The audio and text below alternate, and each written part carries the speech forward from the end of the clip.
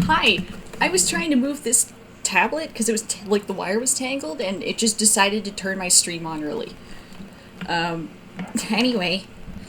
Wow. What is this thing doing? Anyway, hi, we're doing art stream today. I have a big red mark on my forehead. That's nice. Um, wow, I don't know why I did that.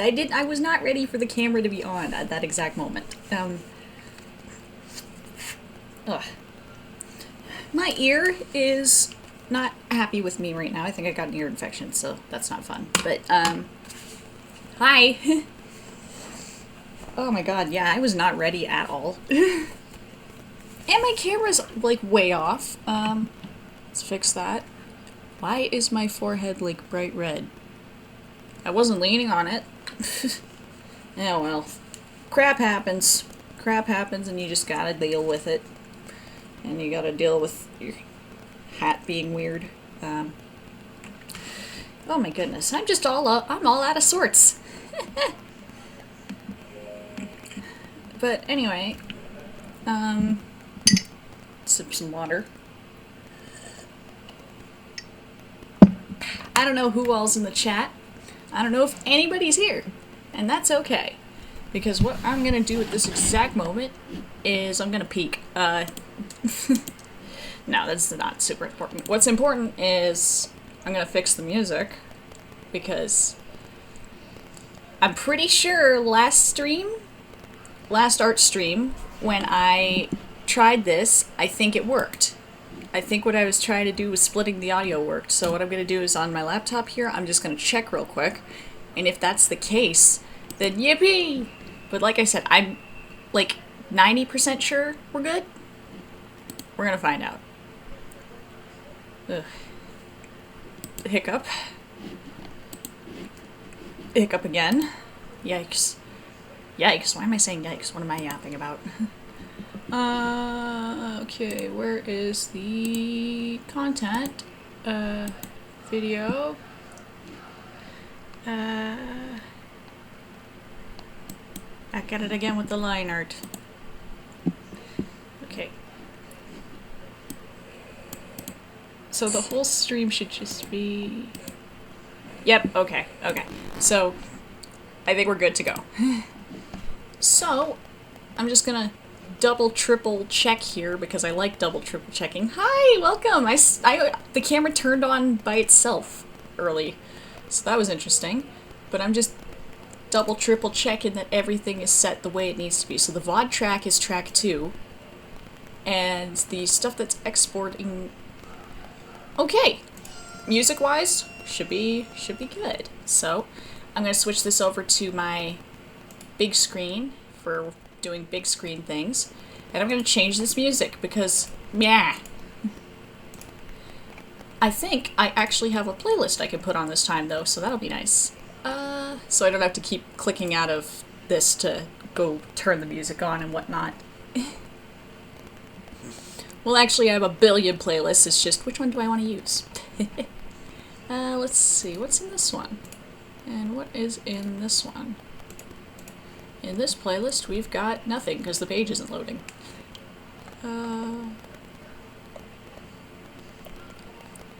Alright, this looks like a nice one. This looks like a good one. So, what I have to do at this precise moment is make sure that the music's going where it needs to be going.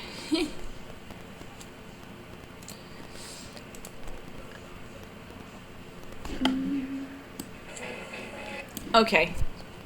We're good.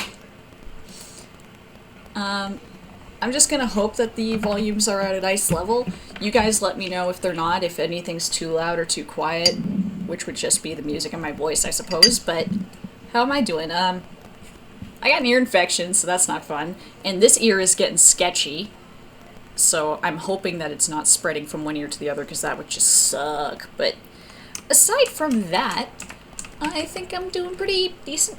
Yeah, I don't know. I mean, it has been years and years and years and years and years since the last time I got an ear infection, so I think I'm doing pretty good.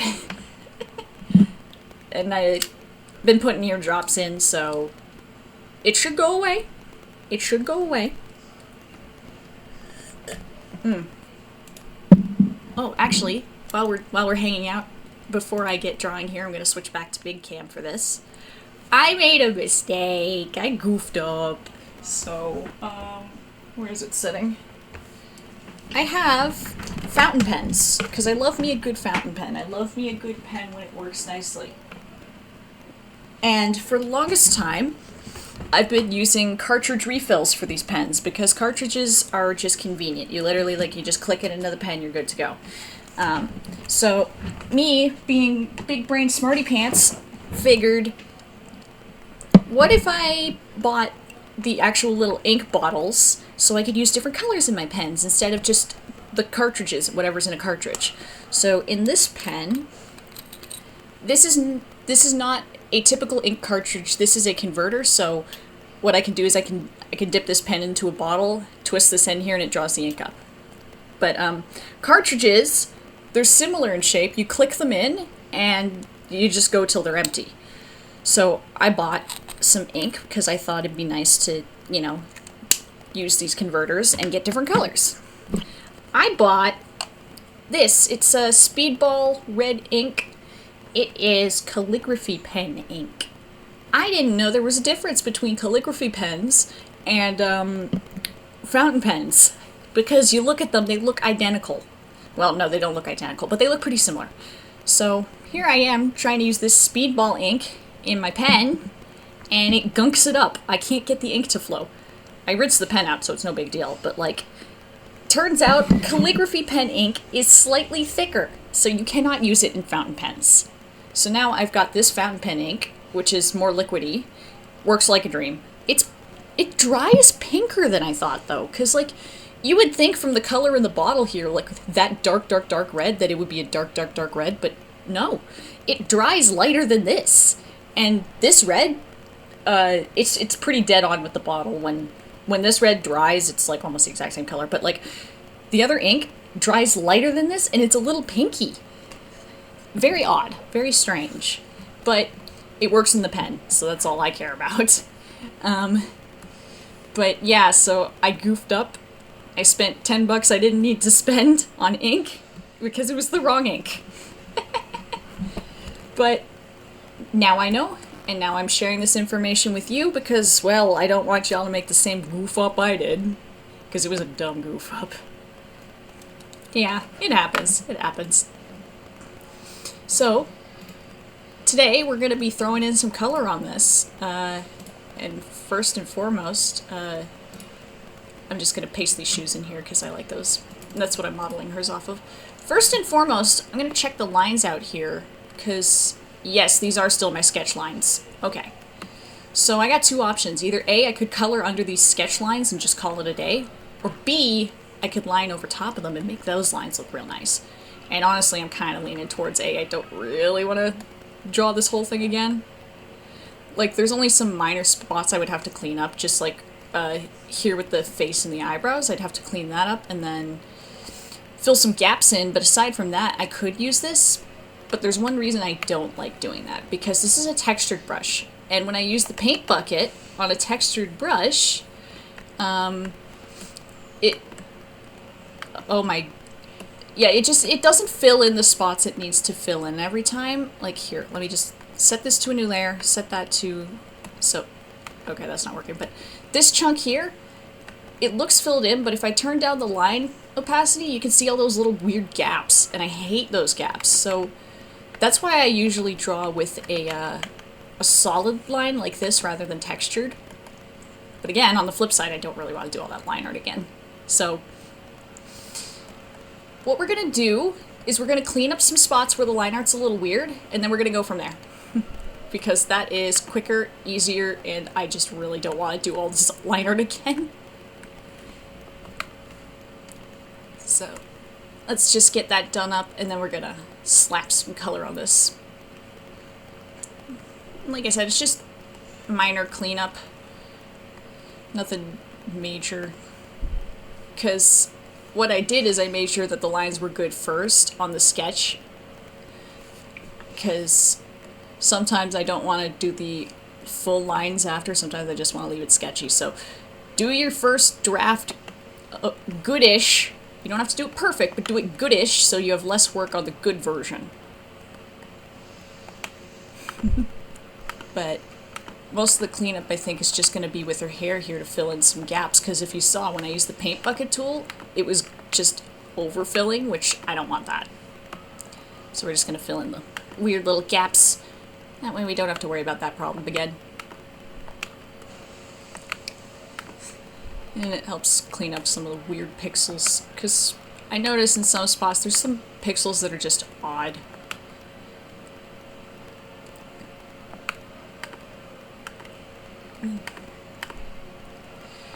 Whew.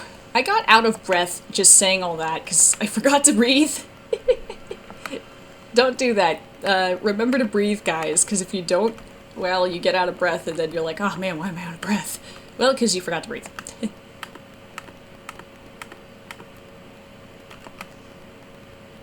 So, just making sure that all these are closed gaps.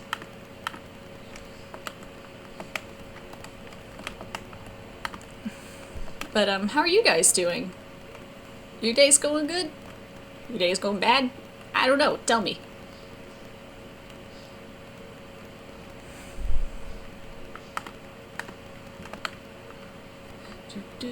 Live up the Lincoln and let's get to drinking some caffeine. Caffeino! Let's go to Nicoletti's and get some spaghetti sauce. Oh, okay. Okay. Yeah, school's important. That being said, I don't want to go back. Like, I know how it's useful. I know how, like, you can learn some good skills to get good job and all that, but, like, God, I don't want to go back to school. I need to fix this weird little hair bit because we had some weird overlaying with it. And y'all know how I feel about tangents. Tangents are evil. Nah, I mean, tangents can be used occasionally for interesting art, but most cases tangents are just not, most of the time they just don't really look good. So, I try to avoid them as much as I can. Yeah. I get that. It's kind of the boat I'm in with my dad. He wants me to go to college again. And I'm sitting here like, yes, I know it's useful and it would help, but God, I don't want to do college again. College hard. But hey, whatevs. I mean, it goes how it goes. Oh. Well, I'm glad you like hearing me yap. I enjoy yapping to y'all. And if I can drop the occasional semi-decent advice, and then y'all make a clip of it, because I've seen those. I see when it makes clips. But if I can drop the occasional decent advice for you guys, then heck yeah. But I am enjoying drawing Jessie here, because she's just such a fun character for me. Like, I don't even know where to begin. I'm still curious though, is my voice loud enough compared to the music, or does one need to be turned up or down? Like, I don't know why I'm like being paranoid about that today, but I'm just kind of wondering.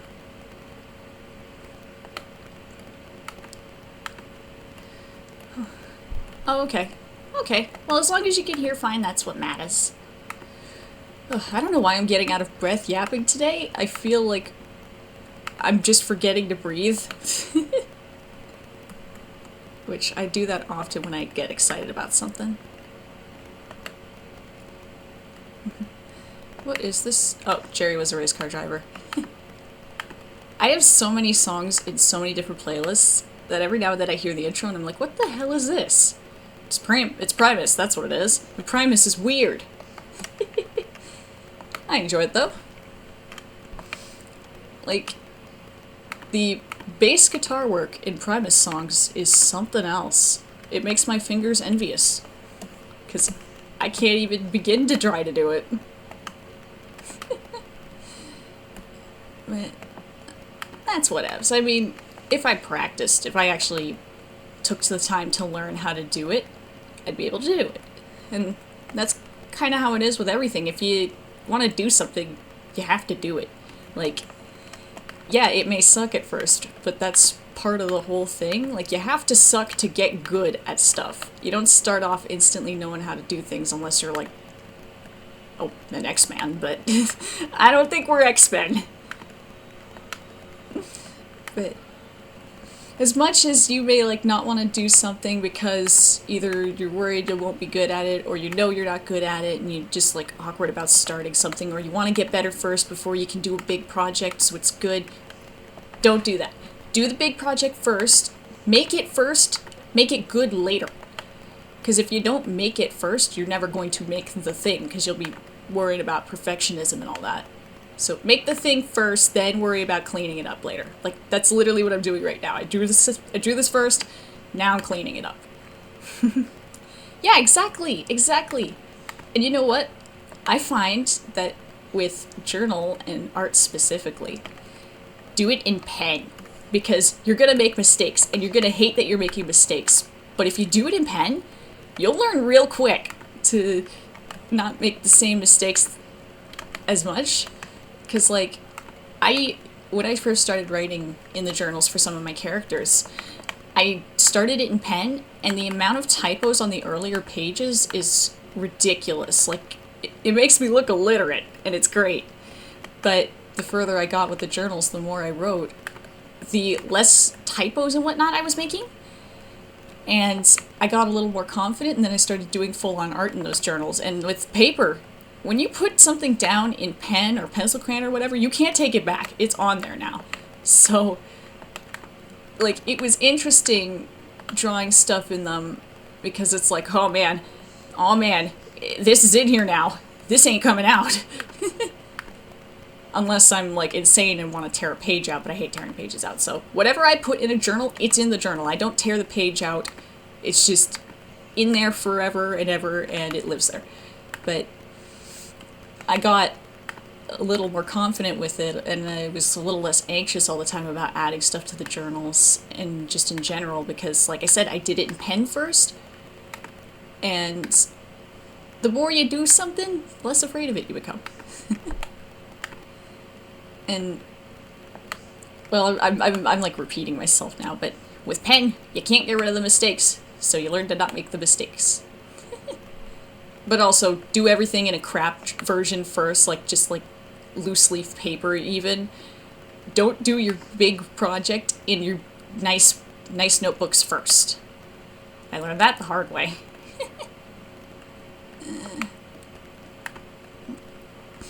But I know this is stuff I've already said. Yeah, exactly. Well, I'm glad that would help. And you know what? Sometimes, especially if you're writing in a journal or notebook as a character, you can take those mistakes, you can take those typos or screw-ups or whatever, and implement it into the character, because it just helps make them more human, you know?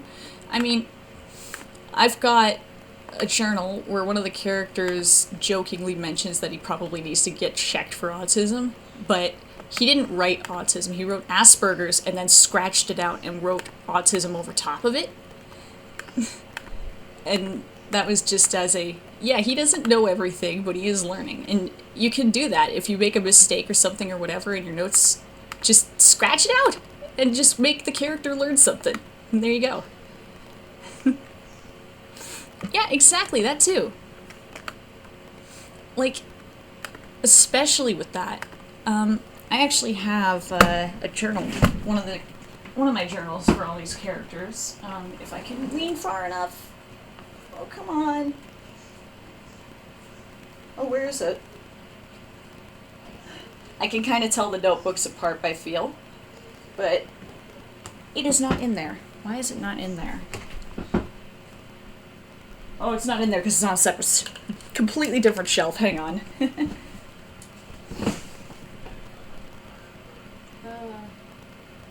we go. Normally this is on the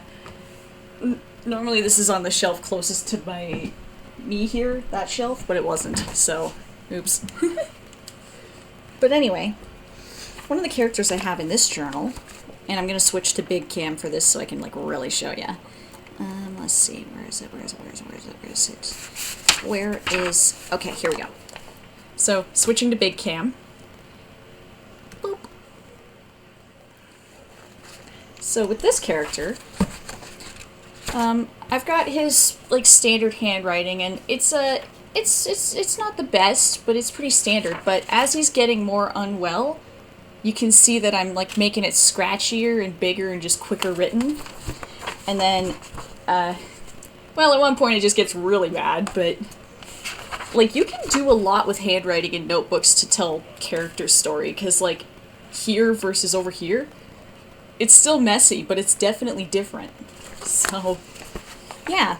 And then with this journal specifically, I actually soaked some pages because, you know, tears and whatnot, but I had a character writing where her handwriting is messy. It's very loopy, but when she's panicking, I really made it messy, and I had it so the journal's yanked out of her hands, so you get that, like the pen going whoop. So that's kind of fun. But yeah, you can tell a lot of story just from handwriting without focusing on what the handwriting is actually even talking about. And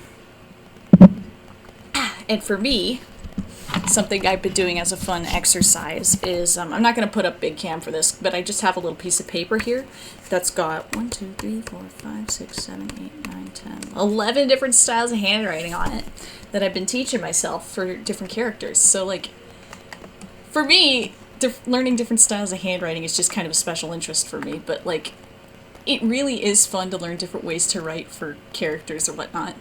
And hey, maybe you might find a new handwriting style for yourself. Hey, that's okay. I have one of my characters that I used my regular handwriting for. Well, I have two styles of normal handwriting, if you want to call it that, because I've got my choking on spit. Ugh. I got my handwriting when I'm writing. Damn it. Ah. I have my handwriting when I'm writing at a normal speed versus when I'm chicken scratching. So I have two styles of normal handwriting. So I'll just do them. So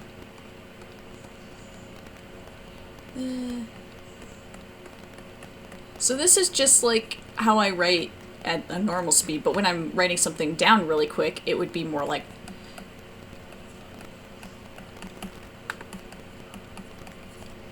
something like that. I mean, there is a difference, because if I do it looking at paper versus I'm looking up at my screen and I have my tablet, so it's a little wonky, but like, yeah, like my fast handwriting is this, and it's like nearly illegible. So because they look different enough, I have two characters, one that uses my normal style of handwriting and one that uses my very messy, rapid style. It's big brain. And you know what? For some reason, teachers seemed to think that I was using this handwriting in class when I was writing like this, but apparently with how I would be called chicken scratch and illegible, you would think I was writing like this. No! But actually, you know what? Since I've got this right here, I'll just demonstrate the different handwriting styles I got for the characters. So I've got Evans. And this is not perfect because, again, I'm looking up at a screen rather than looking down at paper. So this isn't going to be dead on, but, you know.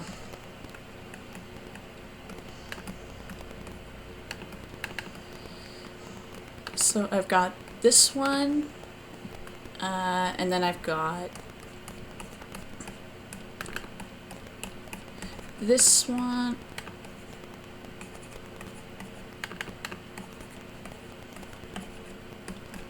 And then I've got my cursive, which is not in one unbroken thing here just because I'm doing it on computer. And then I've got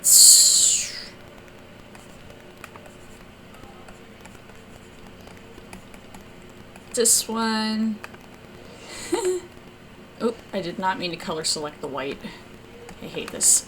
And then I've got this one, which I'm really having fun with.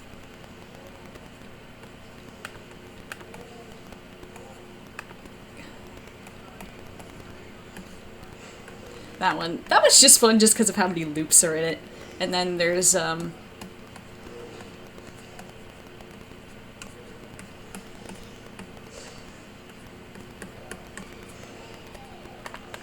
this one, which I'm not writing with my left hand for that, but that's pretty close to what my left hand looks like when I do write with it. That is on purpose.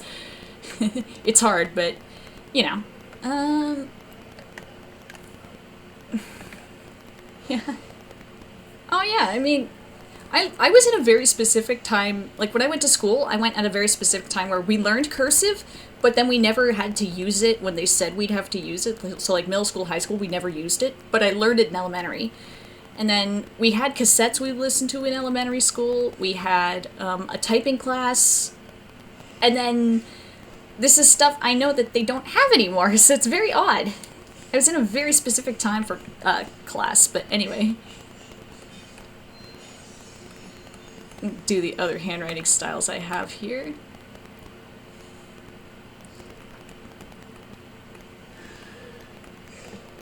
It's a little hard, because, like, when you have so many different styles of handwriting, it's hard to make them look different from each other. And with this one, I really struggle with the A on computer. It's a lot easier on paper.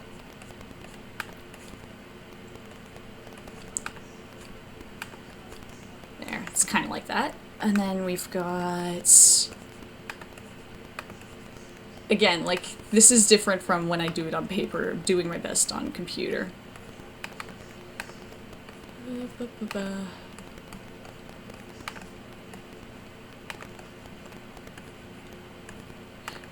Oh, man.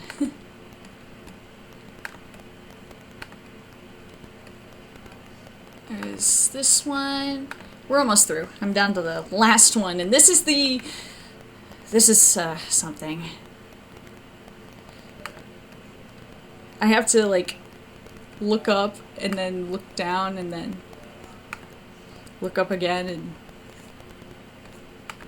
Oh,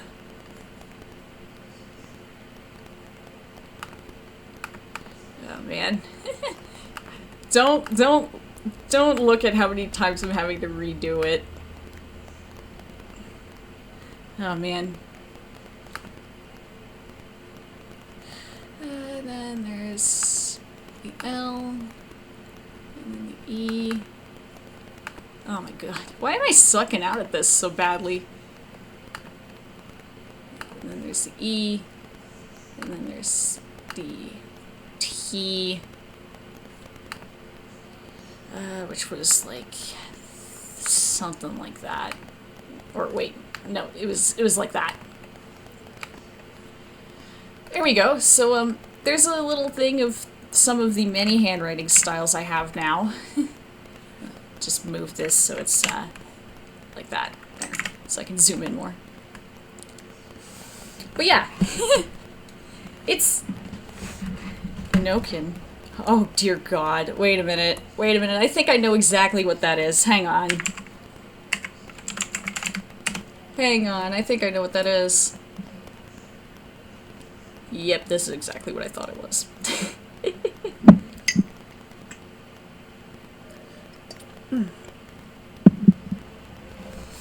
And then, this is just one thing. Another thing I like to do for fun for some ungodly reason is make up ciphers. Because I just find them really, really fun to do. I don't have the code for it right next to me, but I do have some stuff I wrote. Let's see. What can I write here? What can I write? What can I write? Okay, here. I got a word I can write. So, this is a cipher that I made up just because I enjoy doing these for some reason. And I'm struggling because it's, again, it's on computer. Oh wait, that's not right.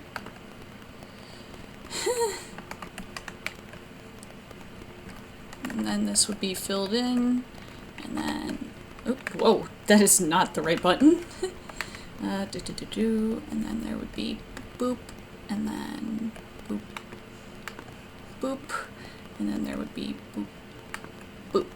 There. So what this would translate to would be rabbits.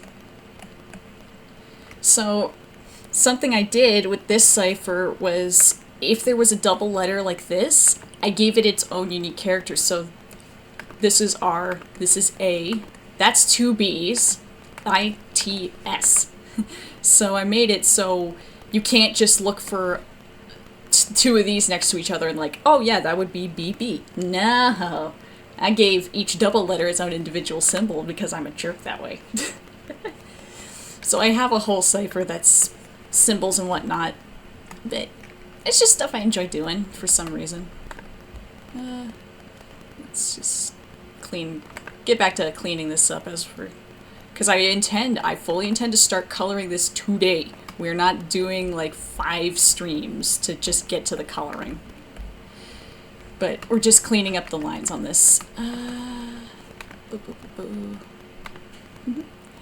thank you. I like to think I'm cool. We got Lemon Demon songs playing right now, that's fun. The one just before this was Knife Fight, but this is Never Ending Hum, which it's just fun.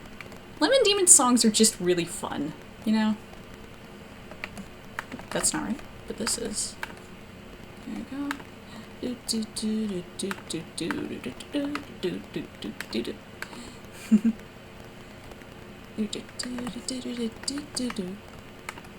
So I'm just making sure that there's no weird holes that color will leak out of when I use the paint bucket tool, because that's the main problem with using the sketchy brush.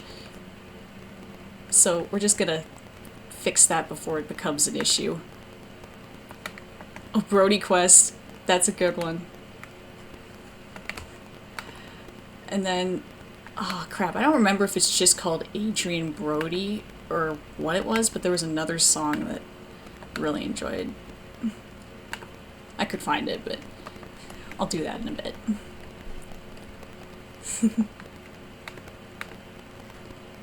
I gotta figure out how to do like a now playing thing for the stream, so like whenever a song changes, it'll be like now playing, blah blah blah. I think that would be neat. Also, the word delicatessen, that is such a specific word. Like, it was used in the song just now, but like, delicatessen. It's like sandwich store. Like, who the hell even knows that word anymore? Who the hell even uses that word anymore? Why do I even know that word? But I just love the word choices that Neil Cicerega uses in some of his music, because it's like, where did you even get this? How did you even get this? Who taught you that word?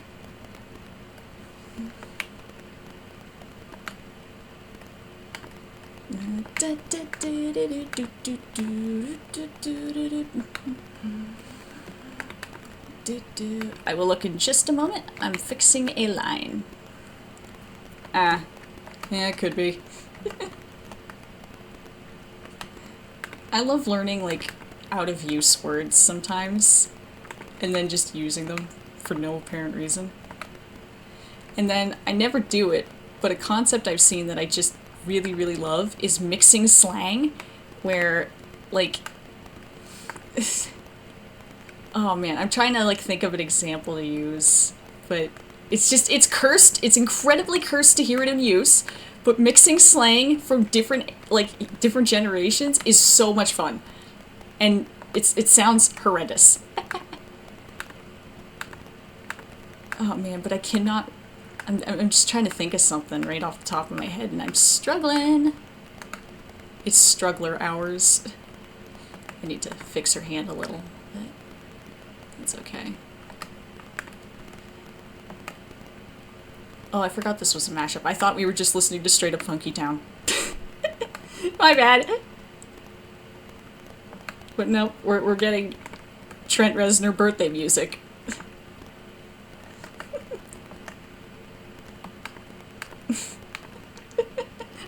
forgot this song was in this playlist. Oh god. Why can't I, like, I'm totally blanking, because I had a bunch of these, and now they're, like, gone.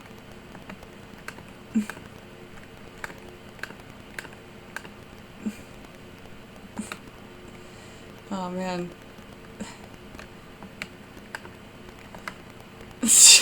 Why am I blanking so badly? Yeah. Well, okay. So, you're on the right track, but I'm talking, like, a bigger jump in the slang. Like telling somebody that wasn't tubular, but following that up by, like, you lily-livered hog. Like, that wasn't tubular, you lily-livered hog. Like, it's so cursed, and I love it. Mixing slang from different eras is the best. Oh man, but I had a bunch of these and they're like gone now. Dang it. And I'm gonna remember all of them after I end the stream because that's just how my brain works, but man. So that's something you can do to make people cringe on a molecular level. Alright, just checking the lines, Actually, I need to fix this. You know what? Mixing the slang, it's like the song we're listening to right now. It's like, why would you do that? But somebody did. Sometimes it works, most times it does not.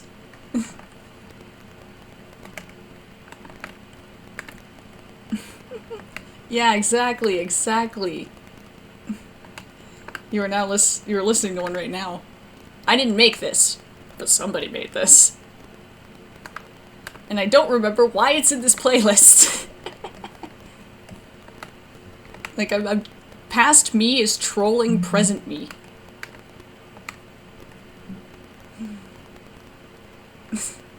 Yeah, it could be. Oh, this song is fun. I like to call it You're Being Threatened with a Guitar. And a banjo. I forgot about the banjo.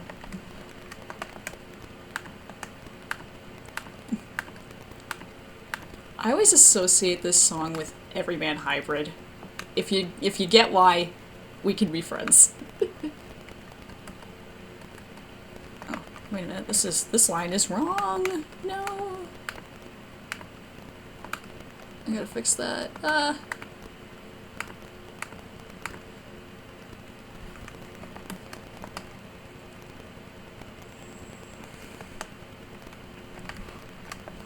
yeah, this just always makes me think of Habit for some reason. Oh, there's a cat under my desk. I just felt the cat rub against my leg. Hi, cat.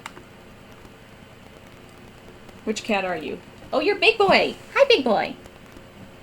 Hello, Big Boy. The most tender, the most delightful. Jonesy is here. He's under my desk. Hi, sir. I did just pet him. I'm petting him right now. He might even hop up in the window. I'm noticing that he's making more guest appearances, because it's up to him whether or not he wants to walk in my room, but oh, here he is. Here's the boy. Here's the boy. Let me try and turn my camera. Don't move. He's right here. The boy. We got a big cam. Big cam for Big Boy. Look at him. He's sweet boy. My sweet boy. Cat guest appearance. He steals the show. Oh, you're such a lad. You're such a lad. Alright, that's enough petting. He's like, no, that wasn't enough petting. Why are you stopping? Well, because I'm streaming, sir. You just happened to trundle on in. And trundling is the best word for what you do. I gotta fix my camera now. Trying to center in frame. Oh, my music ended. I guess that was the last song in the playlist? No, it wasn't the last song in the playlist, it just froze. YouTube, man. YouTube. I have opinions on YouTube. I would use a different not program, a different site if I could, but like, can you even think of any aside from like Vimeo? And Vimeo's terrible. You can only upload 2 videos a month to a total of 30 videos, period. No more. Like, I hate that. I hate Vimeo. And like, that's if you're just using it free. If you pay for Vimeo, you can have more, but I'm not gonna pay for Vimeo. Are you kidding? But yes, Jonesy is well aware of how loved he is. He's spoiled, if anything. No, you sweet boy. You sweet boy. He's drooling. Why are you drooling? Ah, stop it. You're icky. He drools when he's happy, but it's like, dude. You can stay on the... You can stay over there. You don't need to come on my desk. I don't need you to drool on my laptop, sir. Icky, icky boy. But he is so full of love that I can kind of... It almost makes up for him being icky.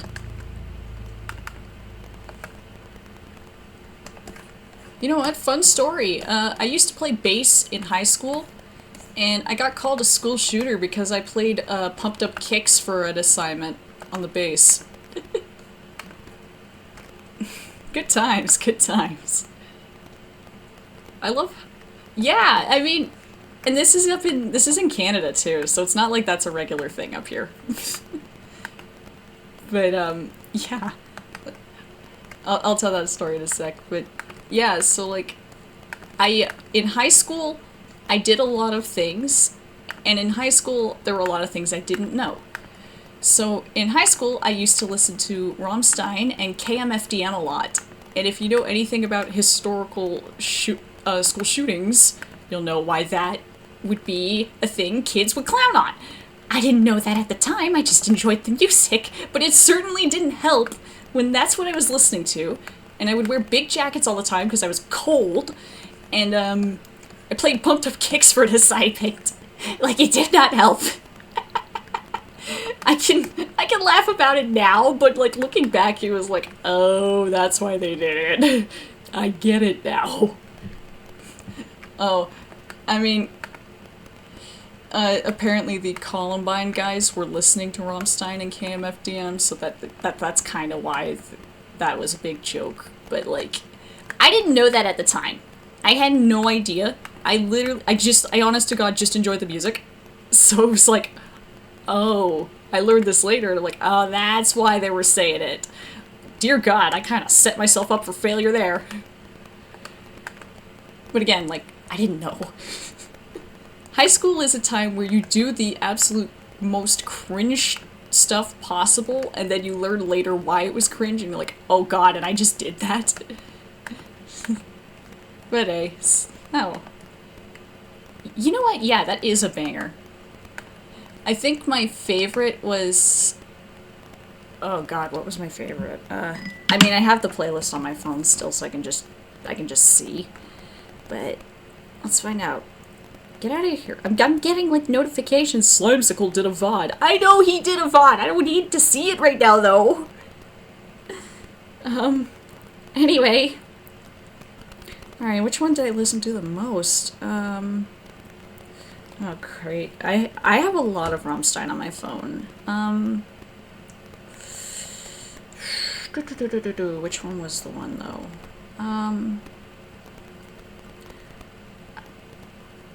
I think the ones I listened to the most with Rammstein were Zestoren, oh God, how the... Sehnsucht, and... Oh God, what was it?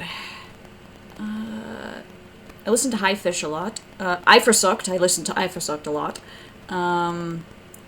Everybody knows Du Hast, but meh. Tier. I really liked Tier. If you want to hear one of my favorite Rammstein songs, look up Tier, spelled T-I-E-R. Very nice one. Stay Auf is not Rammstein, that's Lindemann, but Lindemann, he was the lead singer for Rammstein, so I put it in the same folder, but Stay Auf is really good, too. I'd give that one a listen if you enjoyed Rammstein at all. This is Nine Inch Nails. Oh, it's a mashup. Like, I know it's Nine Inch Nails completely. I just, no, it's not a mashup. It's a... Oh god, what is this? It's a remix. Yes, this is a remix of a Nine Inch Nails song. Good lord. I don't know why I, like, brain-inted so hard on that. Anyway, back to fixing the lines, because that's the name of the game. We're almost done fixing the lines, though, actually. Just need to check the shoes and then, like, the leg, and that's it. I really like Nine Inch Nails. I should put that on, actually, while we're hanging out. Because there's some good stuff. That's some good stuff. Trent Reznor experiences the horrors. What is this line doing? That's what this line's doing. Something random. Oh yeah, Andy, the barf story. So, I have 2 cats. Jonesy is the one that comes in and he's beautiful and he hangs out and he's so sweet. Andy's the small, adorable, evil one. So, one day, I was washing the dishes in my kitchen and I hear this weird noise above me. So for context, in my kitchen we have rafters in the roof. They look really nice, but Andy knows how to climb up on top of them. So I'm in the kitchen, I'm washing the dishes, I start hearing this weird noise above me. I look up, Andy's like about to puke, and like she's directly above me. And I'm like, oh no, hell no, I'm not getting barfed on by a cat. So I ran. Well, I didn't run, but I stepped to the side pretty quick, so if she did barf, it would have ended up just in the sink. She didn't stay there, though. She actually walked to follow me to try and barf on me, so I actually had to dodge her barfing. And that was really annoying. And so, like, I'm standing there, there's barf on the floor, and I'm like, what the hell, cat? And, like, she's spiteful. But, yeah, and I had to yell for my mom to not walk in the kitchen because it was, like, right in the doorway, But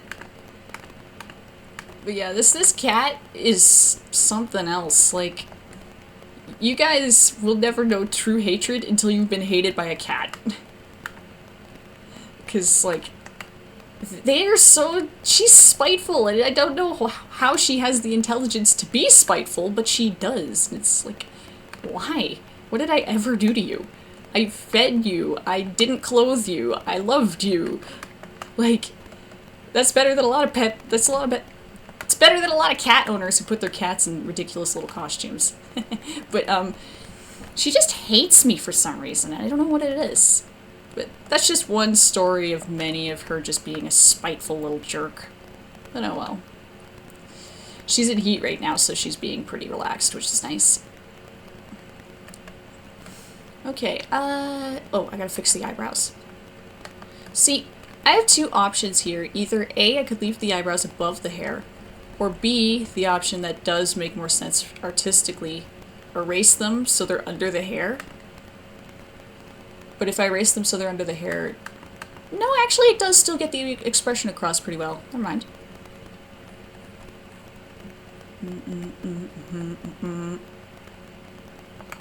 I always loved... Like, I really like Nine Inch Nails. I mean, when I was first starting to make music, Nine Inch Nails was definitely one of the big inspirations, aside from, you know, Slimesicle. And Slimesicle made some weird music. Y'all heard George Storm the other day, but, like, that's the tip of the Slimesicle. But yeah, like, a lot of my music, just with how I make it, came from Nine Inch Nails. And you can definitely hear it in some of the stuff, like especially the really early stuff, but you can definitely hear it. Yeah.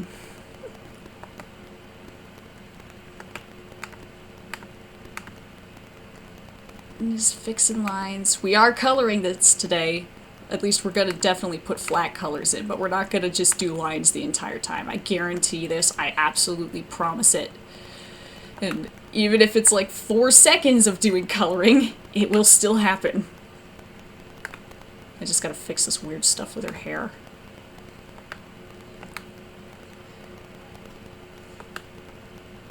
I think the fun part about Nine Inch Nails songs is like half listening to them and tuning into the weirdest sentence you've heard in your life, because I just experienced that.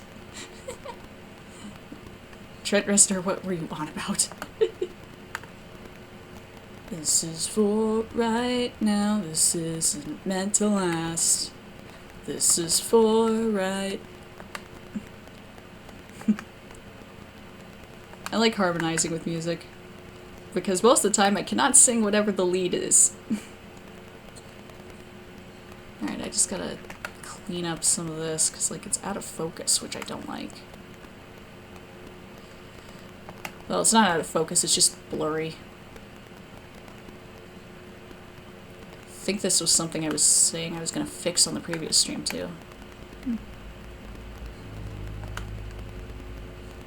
Kind of not vibing with this song all that much though. Like, there's a mood and this is not quite the mood, you know? Good song, not the right time for it though. So I think I'm gonna switch it in just a second. Alright, here we go. Alright, let's do something else. Let's do something else. Oh, the rest of the songs in this playlist are kind of that mood still. I don't want that mood. I want a different mood. I want a fun mood. You know? A fun, yippee, happy time mood. Is this a fun, yippee, happy time mood song?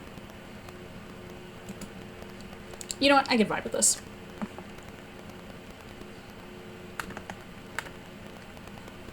This was in the credits of Death Proof. That's how I first heard this song, and then I went, actually wait, that's a banger! I'm telling you it's not a trick, pay attention, don't be thick, or you're liable to get licked. You're gonna see the reason why when they're spitting in your eye, they'll be spitting in your eye. I think everybody... You know what, no, I've actually said this before, the whole spiel about having one bad movie that you latch onto. I already said that. Yeah, this is, it's in the credits of Death Proof. It's not in the main movie, but it's definitely still a banger.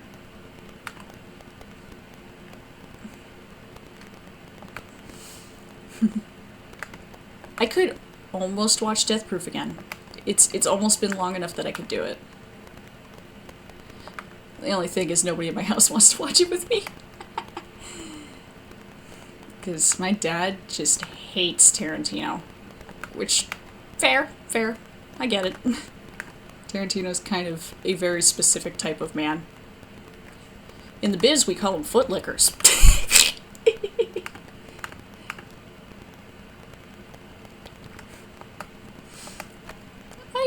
I forgot. I could totally do watch parties in the Discord, couldn't I? Maybe I'll set that up sometime. So yeah, hey guys, if you happen to be watching my channel, eventually I'll do watch parties for movies in the server, whenever I remember. And if we do end up watching Death Proof on the server, we're watching my re-edit of it, because my re-edit is better than Tarantino's regular movie. Well, you know what, I can't say if it's better, but... Personally, I think it fixes some pacing issues. And I went through film school, I know what I'm yapping about. I know that I can look at it and go, wow, Tarantino, interesting movie. You got some weird pacing at times. Also, why is the one black girl there just to drop the N-word? Like, every 4 seconds? Like, dude. I know you wanted to say it, and you couldn't, so you were using this actress as your proxy for it, but come on. So, in the re-edit I did, I think I actually managed to take out all of the N-word, and I fixed the pacing problems. Aside from that, I think I left as much of the original movie in it as possible. Because, you know, you don't want to, like, take out the movie, but I definitely tried to fix some things. I also managed to almost completely remove Tarantino from his own movie. Which, that was unintentional, but it was a funny side effect. Oh yeah, so, on my main YouTube channel, which this is not, it's not called Cassioptrix, it's a different channel, but on my main YouTube channel I did a running commentary, review, recap, whatever, on Big Trouble in Little China. I had a lot of fun with that. But, if you ever manage to find it, then there you go. But that one was definitely fun to make. Yeah, definitely. Like, the pacing was questionable sometimes, because, like, Death Proof, it's very much either everything is happening all at once and the scene's amazing, or nothing is happening and you're just, like, sitting there. So, I tried my best to fix some of the pacing problems. I didn't change the order of any scenes, but I think I took, like, 2 huge conversations out because the conversations didn't actually have anything to do with what was happening. Like, it was just conversation to have conversation, which is not a bad thing. I know they do that in movies, but, like, these ones dragged on for, like, 20 minutes of the runtime, and it was just, like, one shot in a car, so I think I took that out in its entirety, and it just fixed a huge chunk of the pacing just like that. And then there was some other spots where I fixed things, and I think there was one spot where I actually added some music just for the fun of it, because it seemed to fit. But, yeah, I tried to keep the original movie as intact as possible, but, like, there was stuff that definitely should have been left on the cutting room floor, you know? Like, they say, kill your darlings, meaning, yes, this scene may be really cool, you may be really attached to this scene, but if it's not serving your story, if it's not serving your movie, then it might be better to just cut it. There's nothing saying that you can't bring it back later, or in a different scenario, different movie, different whatever. But sometimes you just gotta get rid of stuff because it's just not helping you, or it's actively hurting whatever story you're trying to do. So there were definitely some kill your darling scenes in Death Proof that I chucked because, you know what, like, Tarantino, I enjoy your films, I enjoy your filmmaking style, but dear God, sometimes you gotta just know when enough's enough. And you don't know when enough's enough. Like, very clearly don't know when enough's enough, so I don't know. But like I said, I did a recut of it. I think I took either 30 or 40 minutes out from the original movie, and it does not change the plot. It does not change what you know about the characters or anything. Like, literally, it's just fixing the pacing. And I'm very proud of that. I didn't do that as an assignment or for money or for anything. It was just like, it was just to see if I could do it. It was just an exercise for myself, and it turns out I could. But yeah, like, definitely there was some stuff that really didn't really need to be in the movie. Okay, there's a tooth, because she was missing that tooth. That tooth definitely needed to be there. And then I just gotta add her tongue, because I'm pretty sure she has one.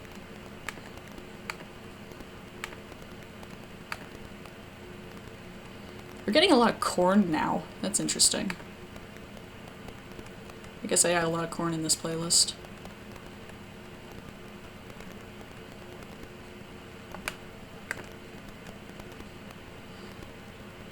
Okay. Flatten this down a touch.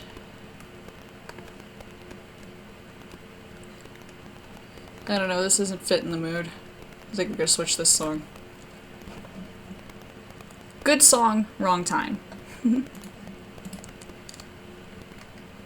Ooh. Nothing wrong with a little Motorhead. I actually know this riff on piano. And I used it for a song that I made that was based off of Evan off of Everyman Hybrid.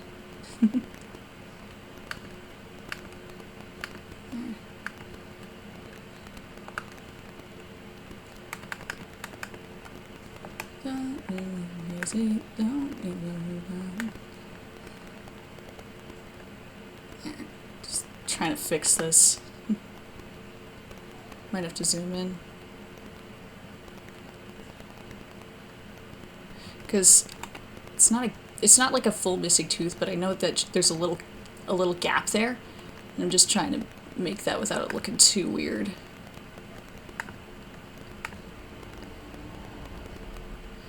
I think I've almost got it though. Why did it zoom all the way in? That's the opposite of the direction I was trying to go. Okay, but I think the lines are pretty much cleaned up here, so we're gonna get right into the coloring. This is, well, I gotta fix this weird little weirdness, but okay, come on. There. Now I think that's done. Or not. Wait a minute. Hi Jonesy, I heard you meow behind me. The sweetest boy. Yes, I know you're here. Hi. Hello, sir. There we go. I think that's good. Oh wait, actually there's some detail. Her pants are missing. Oopsies. Scratch my head. Did I use what pen was I using with this? This one, that's the one. Hi! Hello, sir. Back in the window? Hello.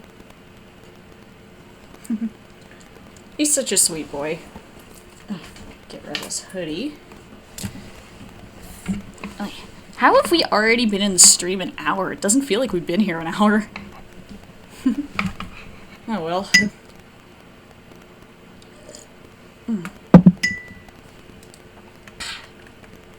I also just noticed a different spot that needed fixed. Where was it? Right here.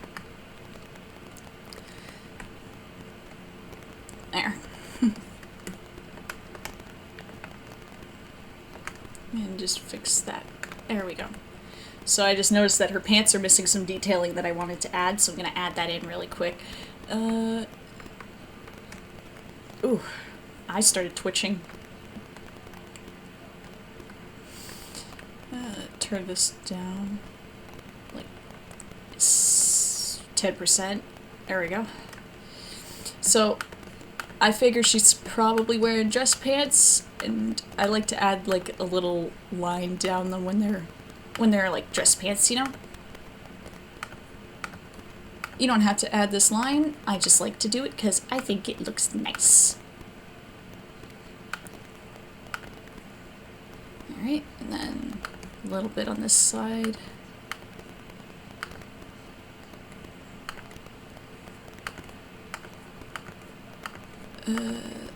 There we go. Just clean this line up. I promise, the second we're done with this, we're gonna get to coloring.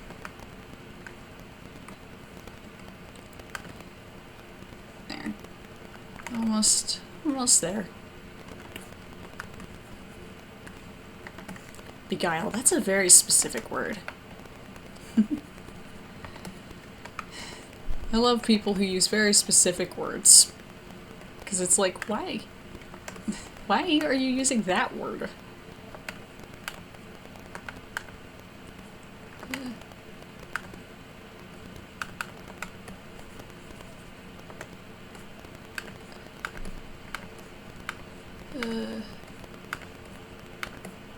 There.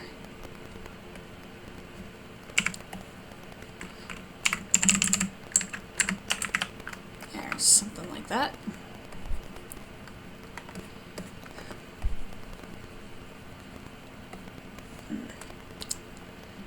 Not in the mood for this one.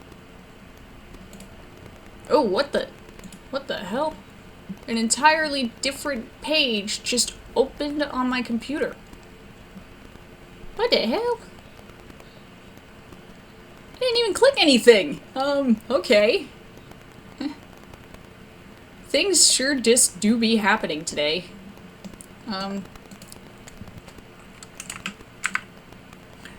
Wow. Oh, big boy's up on my bed. What are you doing up on my bed, bud? You gonna take a nap? You take a nap. He's a good cat. Alright, so I figure she should have pockets. I think she deserves pockets.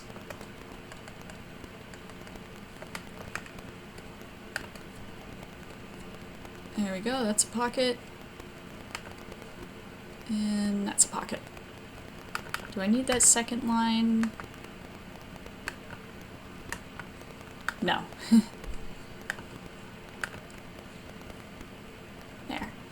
She deserves pockets. I will not deprive her of them as have been deprived of me.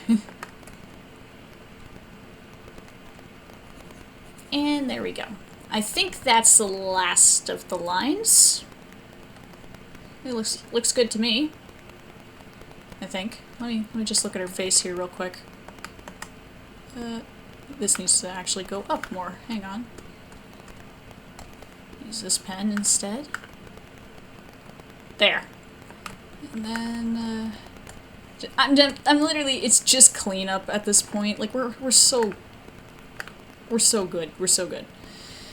And I want to give her eyelashes because she cute. She deserves eyelashes. Erase that. Just tweak it a little.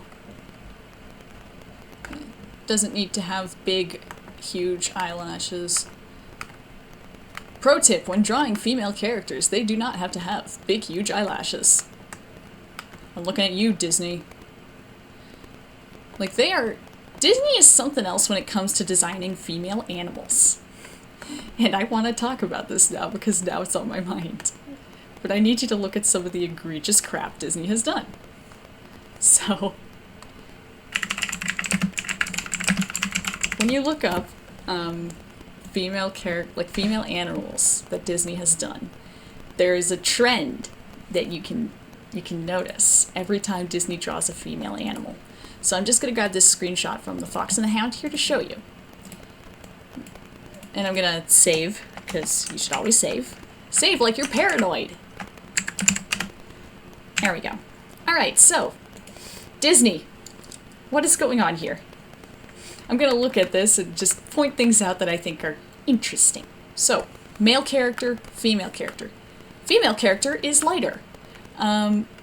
Female character has to have boob curve and be, like, well, she doesn't necessarily have a snatched waist, but it does happen. His tail is a little pointier. Hers is, like, a lot more rounded. His ears are pointy. Hers are rounded. I do find it interesting that she has to have eyeliner and mascara. Why? And then, just overall, you can see what I kind of mean with Disney and making sure you know the girl character's a girl. Especially if it's an animal. But, there's other examples where it's especially egregious, but that's just the first screenshot I grabbed. I mean, yeah, exactly. Like, your female characters have to look like female characters. Oh crap, what is she from? What are you from?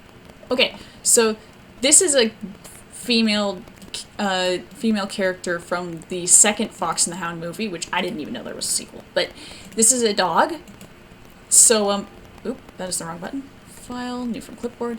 Alright, so Disney, make sure you know that this is a female dog. Not just a dog, a female dog.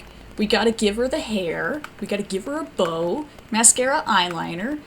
We gotta, like, snatch her waist. Like, what is this, Disney? What is this? Yeah, no, it's something. It's something. But, like, why does the dog have to have human hair? Like, I can't get over that one. Why does she look like that? And, oh, here's another good one. Princess and the Frog. I love that movie. That's one of my absolute favorites when it comes to Disney. But Princess and the Frog. Tiana is turned into a frog. Why she gotta have eyeliner still? And they always make the female animal characters colored lighter than their male counterparts, even if logically they would not be. Even if all logic dictates in the animal kingdom that the females would be less flamboyant than the males. Like, but who gives a crap about logic? Who gives a crap about logic? Oh, the gator was great. I love the gator. Oh, man. Oh, here's another egregious one. I'm grabbing it from a tweet, but, guess which bird is the male and which bird is the female? Is it hard to tell? Because here we've got, it's male, so big beak. Female, same species, but beak small. and not same shape. Female have pink, male have blue, and like, let's just, I'm tracing exactly along this. Maybe it'll help if I use a brighter color, actually. But I'm just gonna trace exactly along what this is. Oh. Because I'm just looking at the shape of the bird here. Why is she shaped like this? And then he's shaped like a bird? Like, Disney, what is this?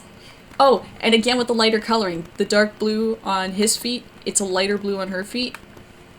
Dark blue here, lighter blue here, with pink added, of course. Why is this pink and this is not pink? Of course we've got the neater hair here. Like, Disney, what are you doing? That is a bird, Disney! I don't know if that screenshot was specifically Disney or not, but this is just something I've noticed with animal characters in general, that, like, the males of an animal character are allowed to look like that animal, but the females still have to have recognizably, like, female human traits. Like, you see this especially in monster designs.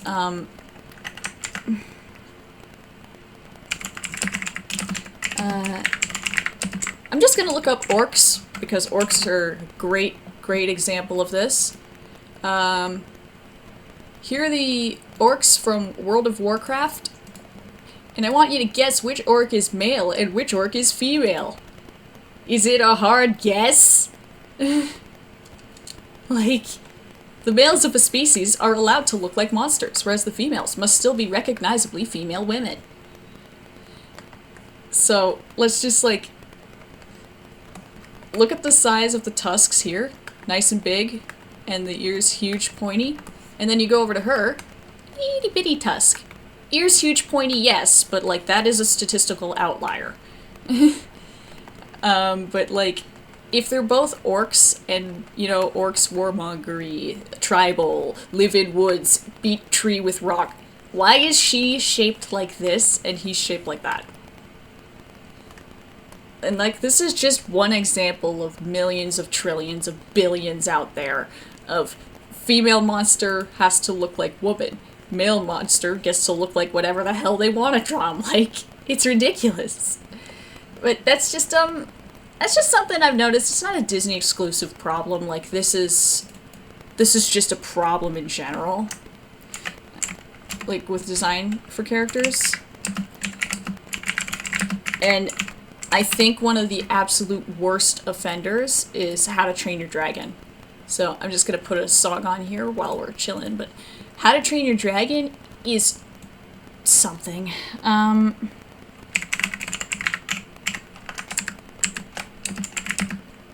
So, in How to Train Your Dragon, in the first movie, I want to make this explicitly clear.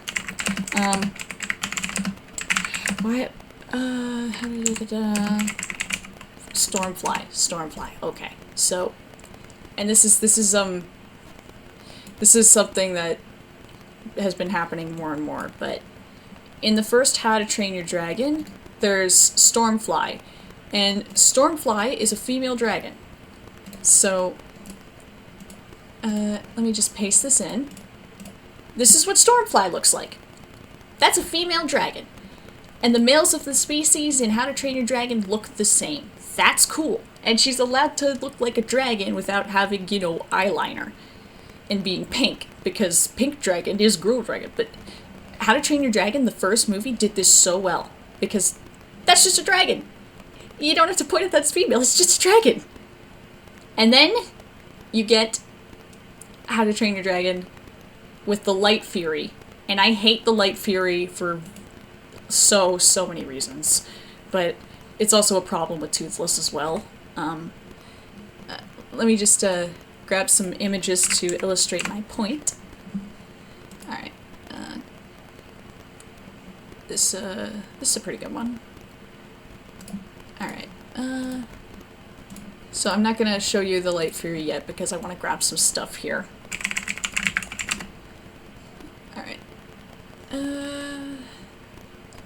Let's see. Because they changed Toothless as well. From the first movie to the most recent one, they've really, really changed Toothless. In a way that, I don't know if I don't like it. I'm just trying to find a good picture of him is the issue. Because I'm like getting only a couple pictures. Okay, here's a good one. File, new from clipboard, and then... Is it the fourth movie that has the Light Fury? Yes it is. Okay. Let's see. Okay. So, copy this image, and then paste it. Alright, now I get to complain properly, now that we've got all our things. So, this is Toothless off the first How to Train Your Dragon movie. Notice his flat head, his little squinty eyes, his generally scaly body. Yes, he looks a bit cat-like, but he looks more like a lizard. You go to Toothless from the fourth movie, and like they've really made his eyes bigger, they've made his head rounder, they softened those bits, because here they're a little spikier, here they're a lot rounder, and like, they really smoothed my boy. Where are his scales? I know they weren't super prevalent on this model either, but like, why is he just like fleshed there? But the worst example, so here we got Toothless off the first movie. He's a bit of a smooth boy, but he's definitely a dragon. And then we get the Light Fury. Why is she perfectly smooth everywhere? And this is a low quality image, so it's a little tough to see, but she does have like eye glitter here, and it's like purpley pinkish eye glitter. And like her whole head is rounder, her whole body is smoother. She doesn't have, like there's some, on Toothless you can kind of see, they're small, but he's got little spikies there. And you can kind of see it here too. She doesn't, so that's interesting. But, I mean, like, just putting them side by side, even with Toothless having been smoothed out and made more round and more cat-like, she still looks wrong. And why is she body glitter? Look how small her little leg here is compared to his. What is this? What is this? I should be good tomorrow night. Yeah, I should be. But, like, I know that she's a Light Fury and he's a Night Fury, that they're not the same species, but the fact that they pair them and they try and make them compatible together in the movie, it just, like, why is she's so smooth? It doesn't make sense. And it gets worse when you look at the concept art for the Light Fury. If I can type correctly, I will find it for you. But the concept art for the Light Fury just, it looks so much better. It looks so much better. If I can, ow, my eye is twitching. I don't like when it does that. Can I find one clear image, please? Google. Google, please. Okay, so I'm not finding, like, a good clear image, but the concept art of the Light Fury, it's more snow leopardy, it's more axolotl lizardy.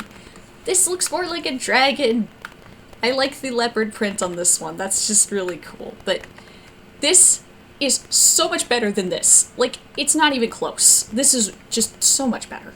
But no, she is girl character. Girl character must be small and smooth and have eye glitter. Because how will you tell if it is a girl if you don't add that? And she's even got the boob curve!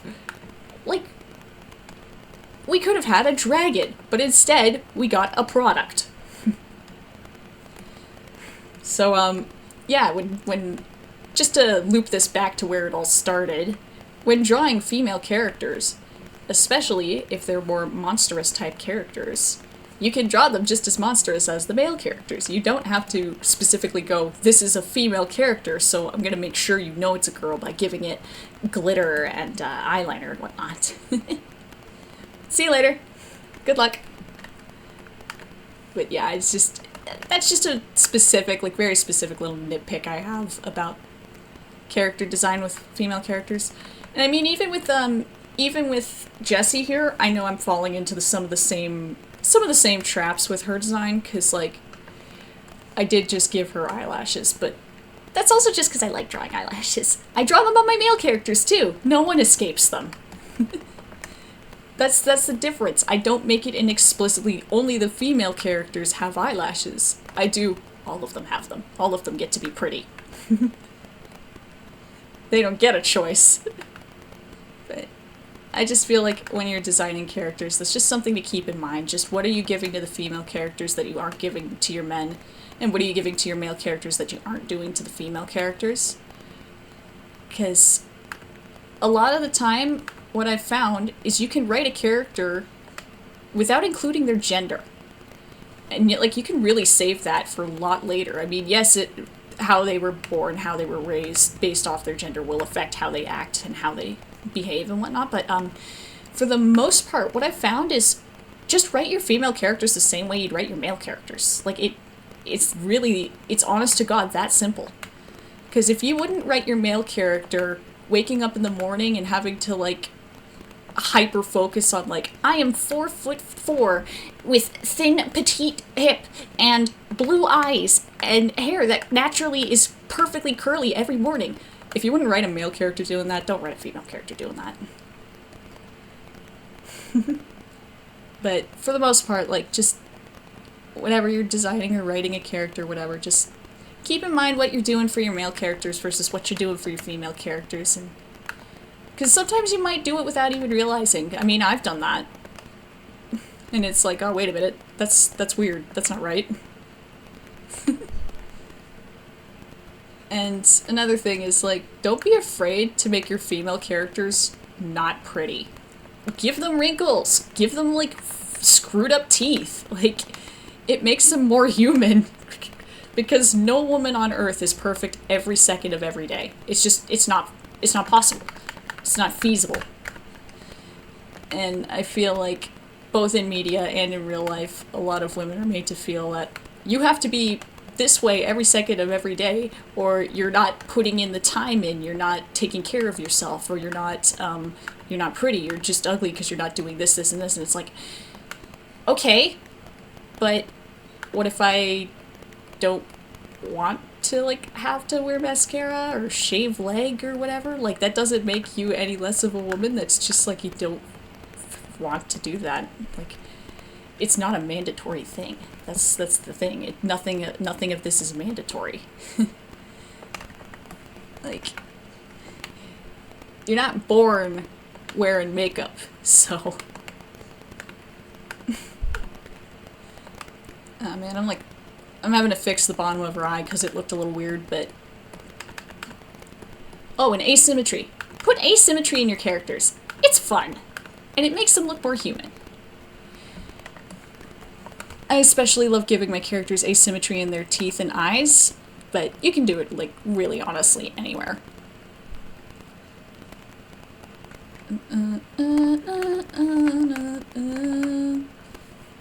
This line just looks off somehow, and I can't figure out why it looks off. And I don't want to spend the whole stream on one freaking line. Wait, I figured it out. I didn't fix it, but I figured out why it looks weird. It looks weird because it's too straight. I try, when I'm drawing humans especially, I try to never put straight lines. Like, I try to curve them in some sense, because, like, there is no perfectly straight line on a human. We're like squishy and weird. We got organs and blood and whatnot. So for there to be a perfectly, like, put a level to a perfectly straight line on a person, that's not a person, that's an alien. Or a clone or a robot or something. But, like, nobody's perfect is what I'm getting at. So don't draw your characters perfect. Well, no. Don't not draw your characters perfect. I mean, like, if it serves your story, if it serves your character, if there's a reason you're drawing them absolutely perfect, absolutely symmetrical, then, like, hey, I can't fault you on that because, well, you have a story, you have a reason, so go for it. But, like, if you're trying to make realistic characters, you can just draw a little asymmetry. Just a little. Just a smidge. like with Jessie here specifically, and I'm struggling to do it, but I'm trying to fix her eye here. That does not look right. Why does that not look... That's why it doesn't look right. Because one eye is scrunched up more than the other. Oh, man. See, art is a marathon, and I am not a good runner. Alright. I think I know what I gotta do to fix this. Okay, I need to take this to a different line, so I'm not losing it. But I need to bring this part of her eye down more. That's all.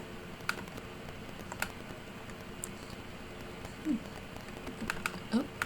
Or maybe I can, like, do this correctly. That would be cool. Sort of. Almost there. There. And then I just gotta move this line a little.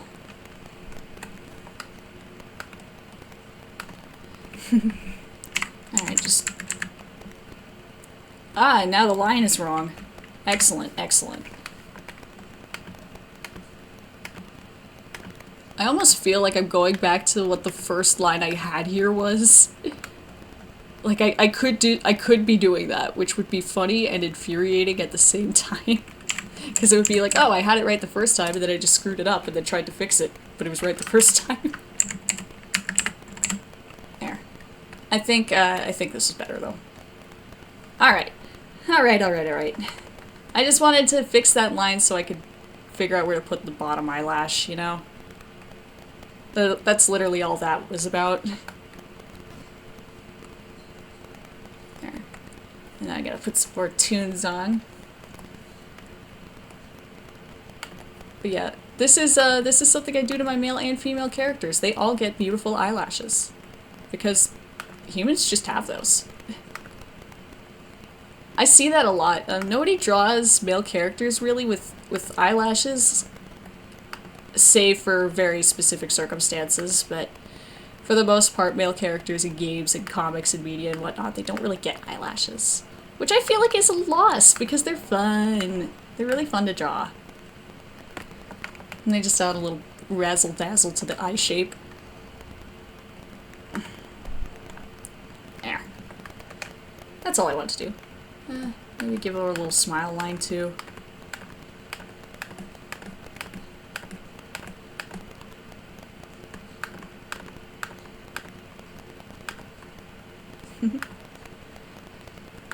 Yeah, sometimes you got a style on them. Get them with a little razzle-dazzle. There we go, almost. I gotta clean it up a little bit. Smile lines, my beloved. I've been trying to draw them more because you know what, people deserve to have them, because people smile.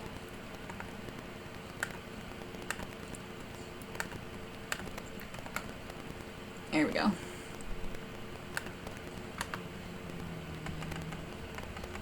Actually, this is like too dark is all. It's not that it's in the wrong spot, it's too dark. Oopsies! Maybe...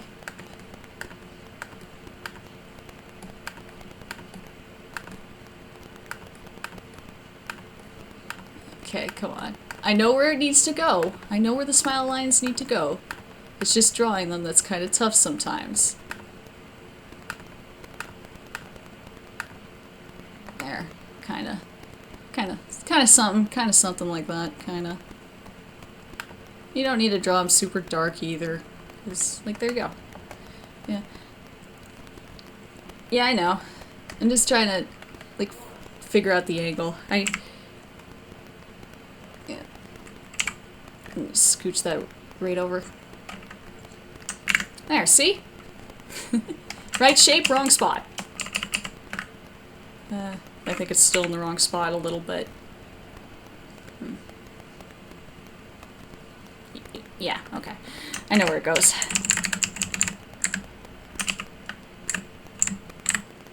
There.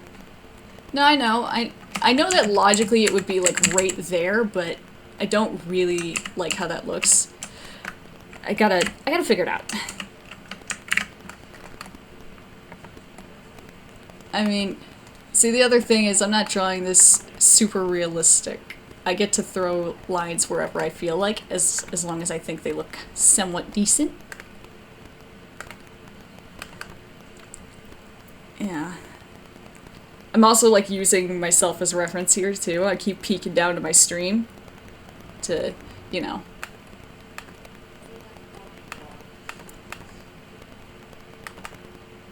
Okay. Okay, here we go, here we go.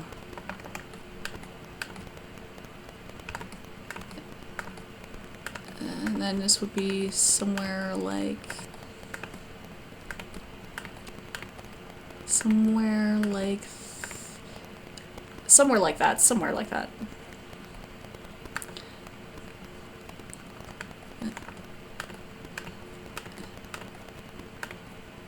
Somewhere like this. There we go.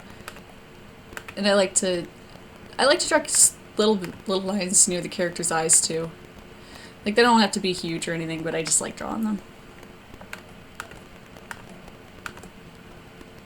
There.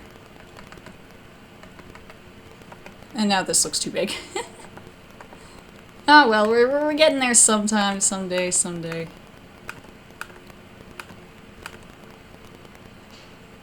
And I think it was just because it was too dark. There. I don't need it on both sides. It looks odd on both sides. That's what's throwing me. Alright. Perfect. And now she needs eyes because I erased them because they looked weird.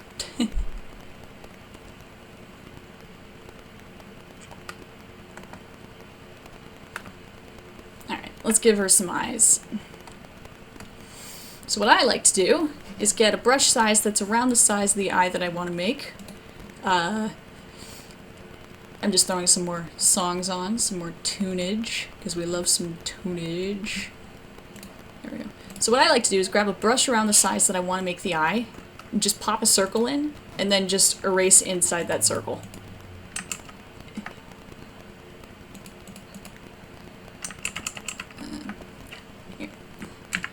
And then since I had the brush at 20, I would put this at around 15, and then boom, instant eye. Then you can just copy paste that and fix the sizing for the other eye. It's like magic.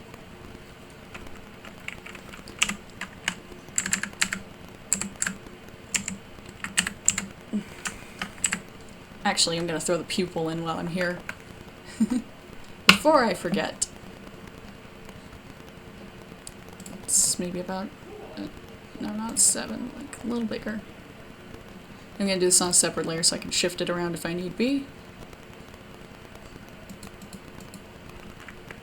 And then this is at 8, so this should be at 7, not 7, 6, nope, not 6, 5? Maybe 5? Somewhere around there. Come on, line up, there we go. There, and now I can just reposition that pupil. And it will not look right because the pixels are weird. Because this is too far left, and this is too far right. Ain't that a puzzle?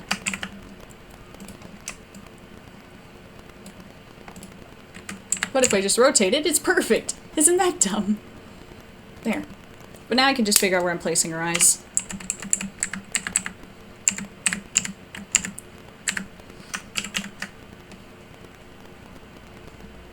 And you know what I can do? So this is a little nifty trick when you're trying to place an eye and you don't want to go over the line art. You can just color around your line art, change that to white, and move the eye underneath. You'll see in a sec here when I'm done, but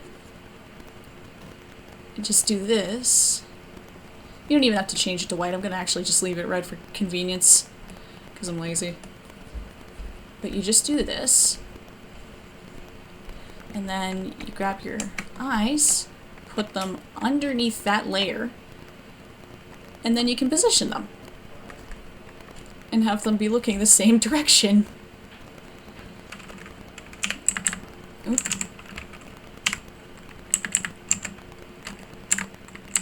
But this is just a little trick I use for lining things up correct.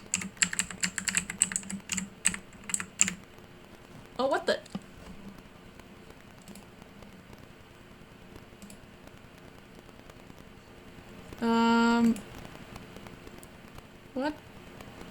Things are happening. Things happened. I don't know what happened there, why that changed. That was weird.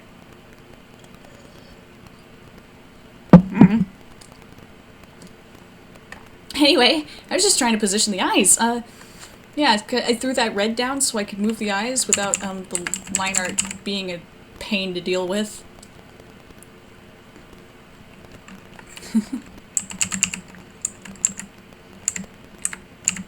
There, maybe something, maybe look. You know what? I think the eyes are actually too big. That happens too sometimes. I draw them a little too big. Yeah, I think the eyes are too big. I think I'm just gonna have to fix that. Oopsies. It happens. So instead of 20, because 20 was too big, maybe 15 would be enough. Oh well. Okay. Nope. That was off center.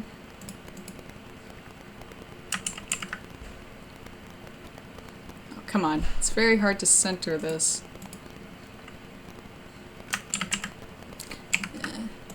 Boop, boop. Boop. Okay.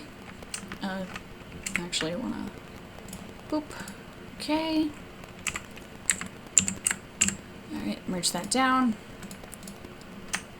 And then I think I can just shrink this, and then I don't have to try and draw that second circle, because at least this way it'll be centered.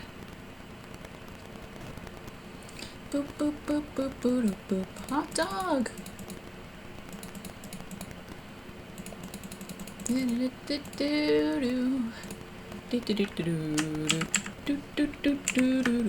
Hot dog, that dog is a dog. I don't know words, I'm making them up. Copy and paste this and then shift it down. Why is that pupil screwed up? Hot dog! Oh, man. I don't know why I'm struggling with this.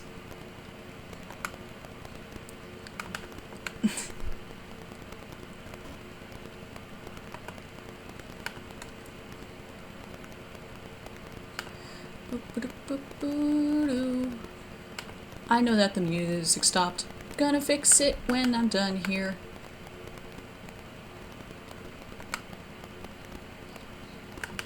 Oh man. I gotta zoom in for this one.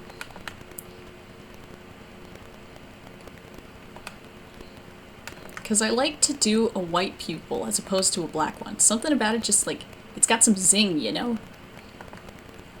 But it's getting it that it's a puzzle.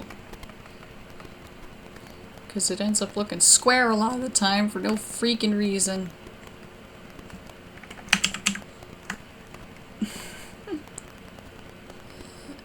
Alright. Maybe, no. Oh man. Oh boy, I'm gonna put something on, but man. Pupils. Pupils are my nemesis, especially when they're round. When they're a different weird shape, I don't have an issue with it.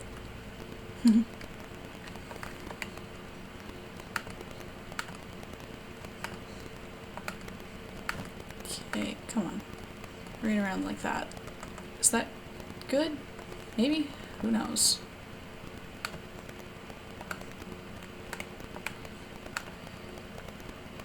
Something like that. Something like that? No. Dang it! Why am I suffering?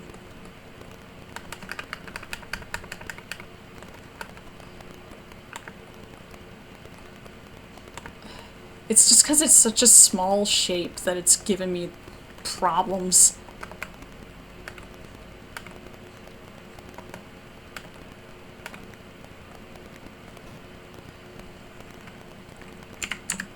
I've been jamming out till this a lot recently. I don't know why, but it's just like, it's just a banger.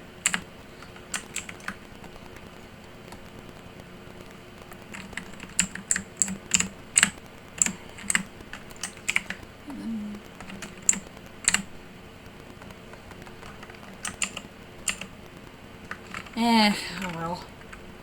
No, not a well. I'm like picky about this.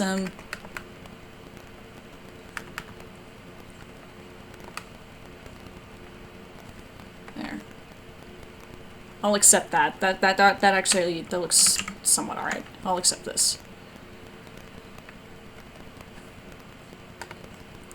There. Now I just gotta move this in place. Okay. Alright. Merge that down, so now we got an eye. I think it's definitely a better size.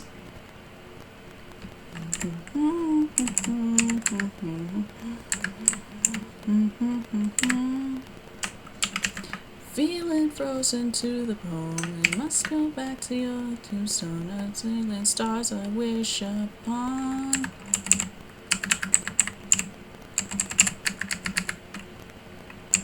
Oh, didn't move that layer, I meant to move this one. There! Kind of. There.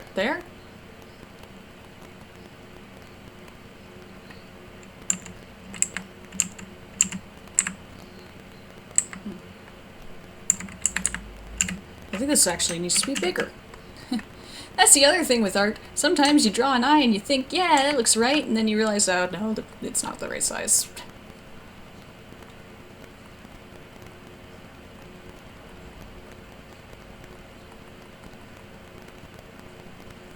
Okay.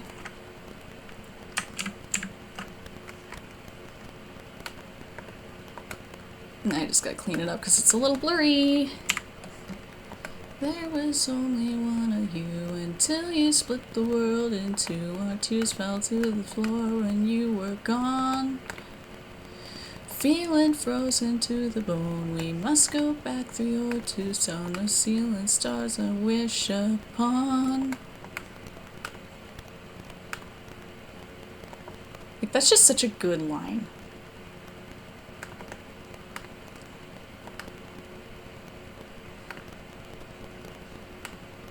Okay, come on. Almost. There. Now I just gotta put this eye in the right spot and then we're gonna be good to go.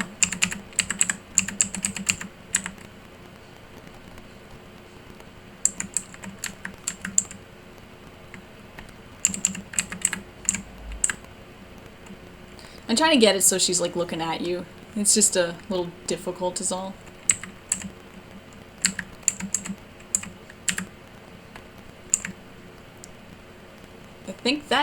I think that did it though. No, it didn't. Why is this difficult? Because I can get one eye to look right, but then the other doesn't want to play nice. Can I get the right... There we go. The right tool. If I can get one eye to be correct, the other should play nice, I guess.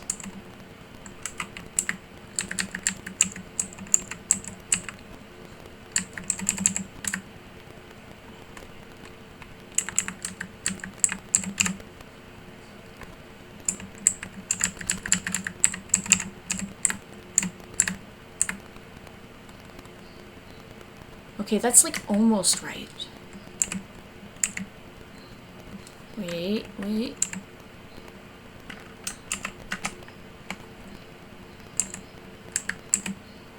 It's like so close to being correct, but it's just barely off.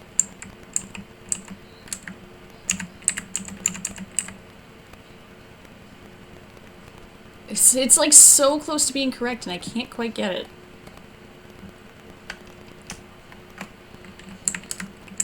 Whoa, wait, I had it for like a split second there.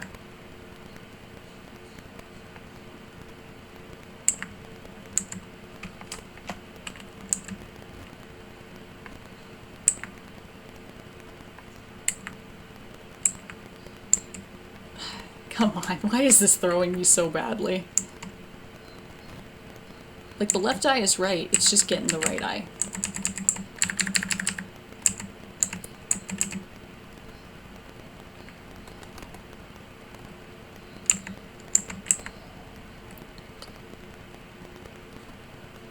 So close to being right. I cannot figure it out. What?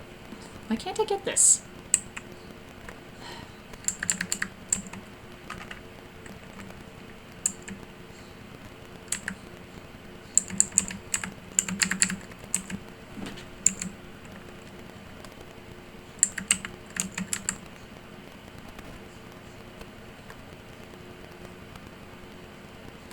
Oh?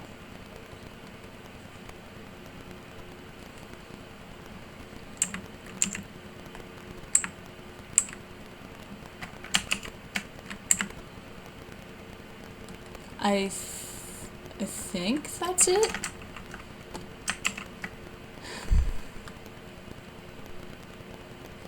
Kinda looks right, kinda.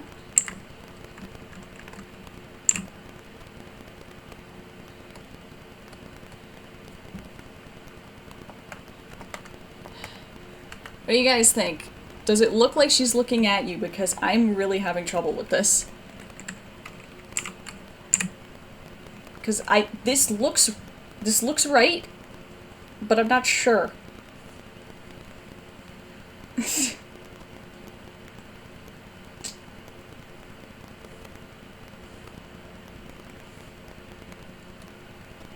Chat, please assist me. Does it look like she's looking at you? And does it look like her eyes are pointing the same way? Because that I'm not fully certain on either.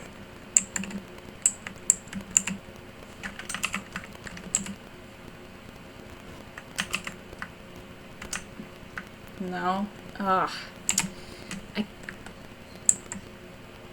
Does it look like she's looking at us now? She got a lazy eye. Well, that doesn't really help. God.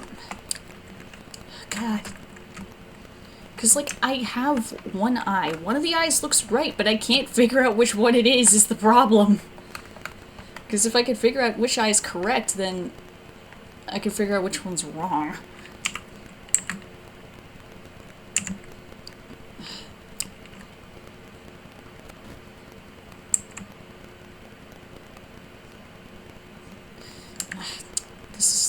This is gonna bug me.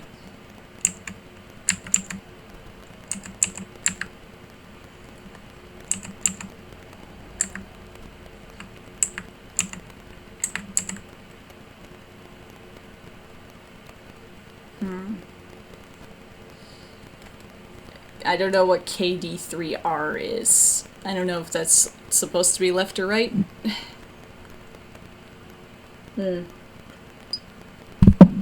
Well, again, that doesn't help because left isn't her left or my left. Like, screen left? The one on the left side of the screen or the one on the right side of the screen?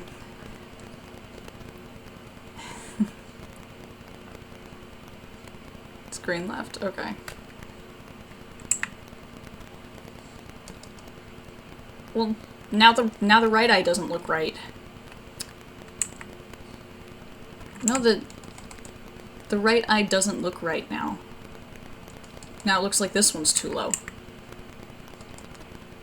But then when I move it up, it doesn't look like she's looking at you. It looks like she's looking like just to the top, like just above you.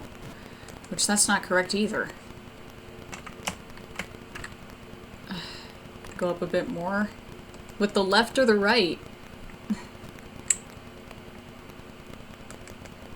Because either way, it is not having her look at you, it's looking above you. Which that's not what I'm trying to go for here.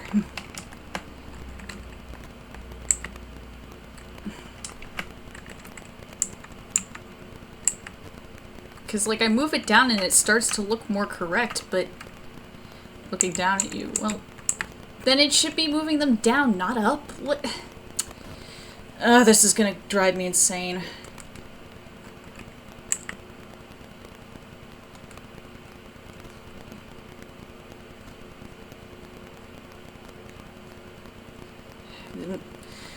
You know what? I'm just getting rid of them. We'll do something different. That was not helpful.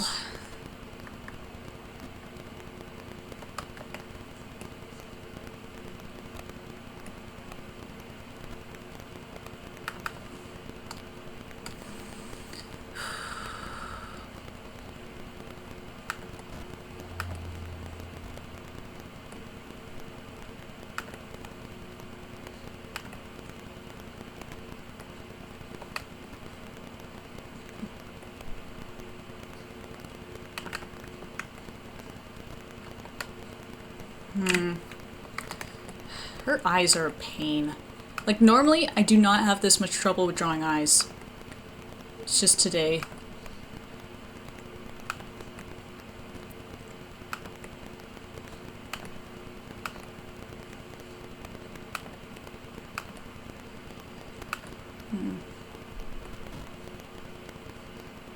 Hey, wait a minute. Wait a minute. Almost looks right. Almost.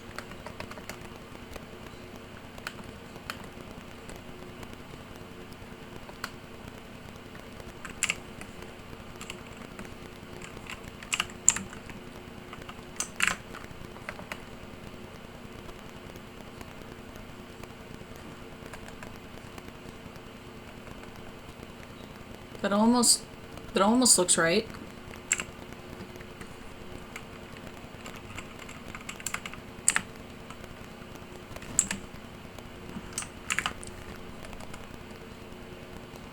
Well, there we go.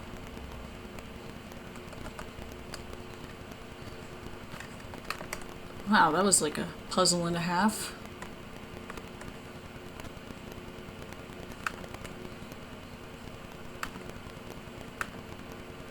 Found like one weird pixel. There we go. But there we go. This actually looks better. I had to make her eyes bigger.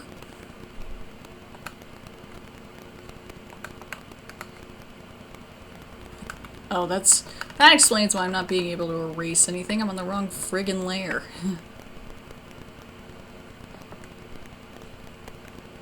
There. Hey, hey.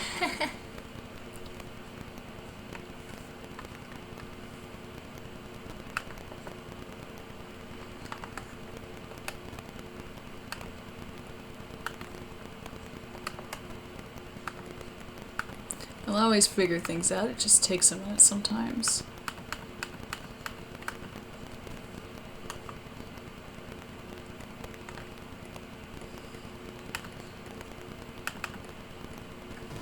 Okay.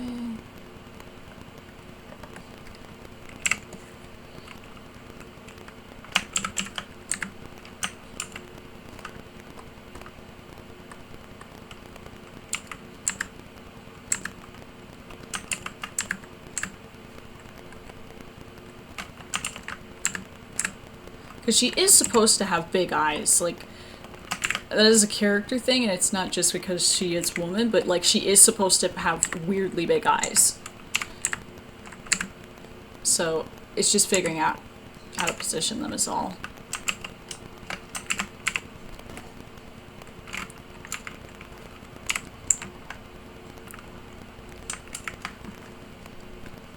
Alright, I think I got it. I think.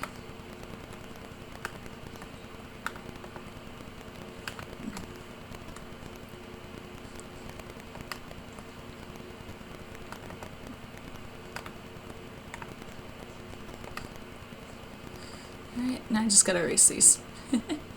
But yeah, she is supposed to have really big eyes. And they're supposed to be, you know, a little creepy, but... What the hell layer is this? Ah, dang it. Dang it, I hate drawing on the wrong layer.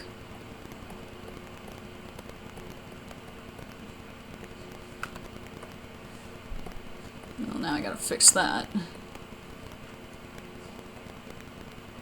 Not a hard fix, just an annoying one. There we go.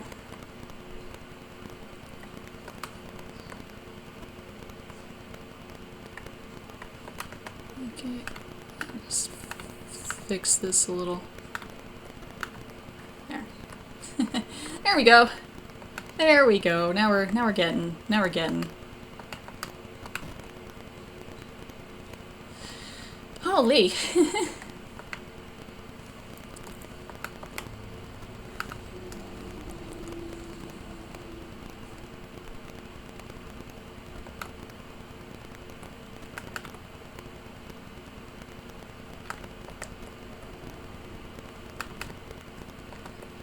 Do.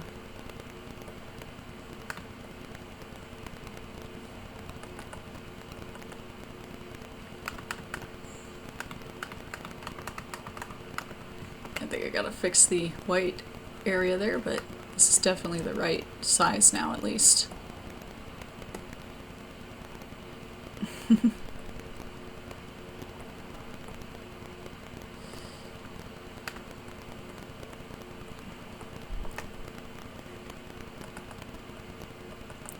Well, the erase job is a little wonky on this not inner, but this eye. I just gotta fix the erasing here, but it's definitely pointing the right way now, at least.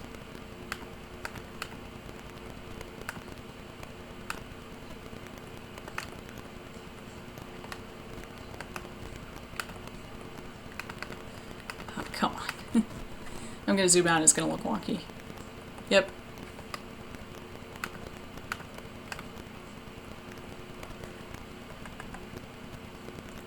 Well, now that looks too thin. Ah ha ha. God, okay.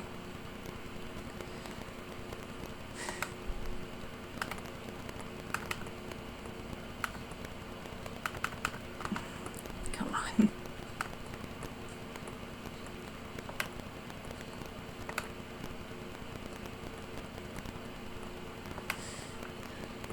This is like such a non-thing and it's giving me so much trouble.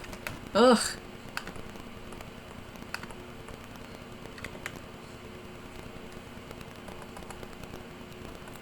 Come on.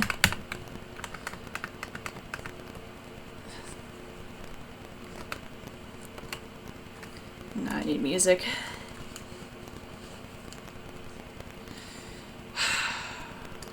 Ay, ay, ay.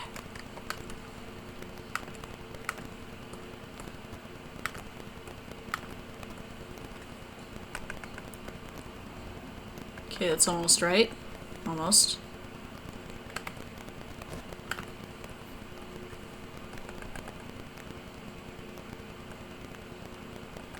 Almost.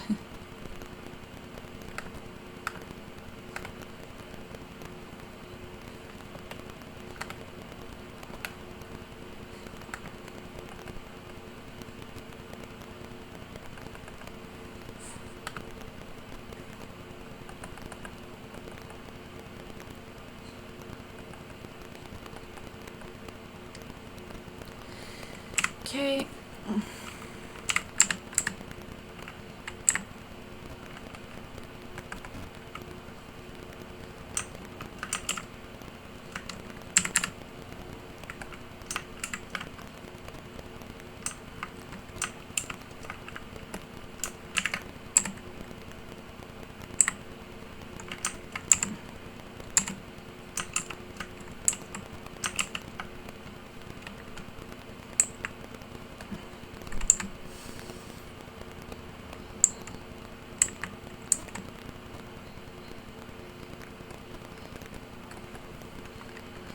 I think I got it.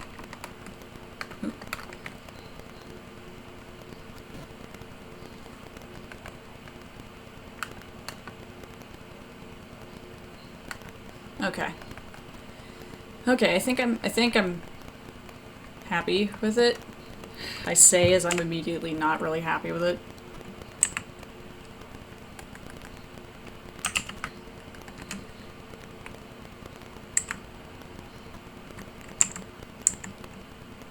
Why is this so difficult, man?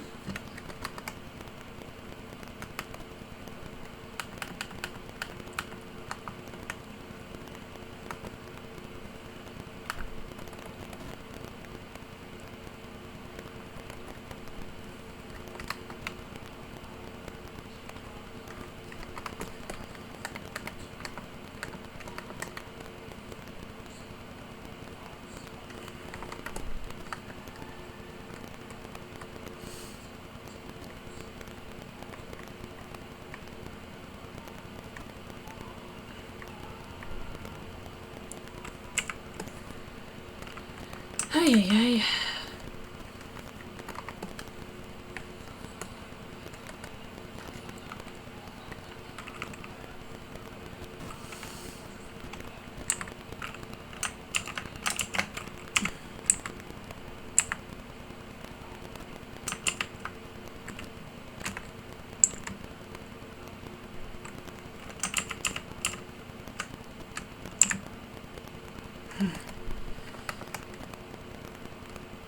Someday I'll get this figured out. Someday. And it'll be a relief.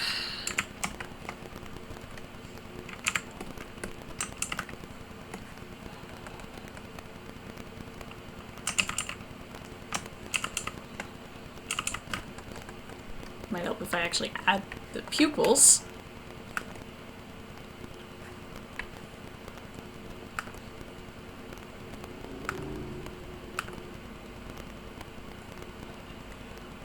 There.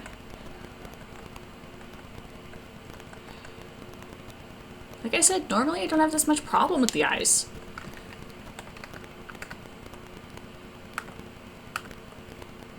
Normally it's just like boom, boom, done, but today it's just being an issue.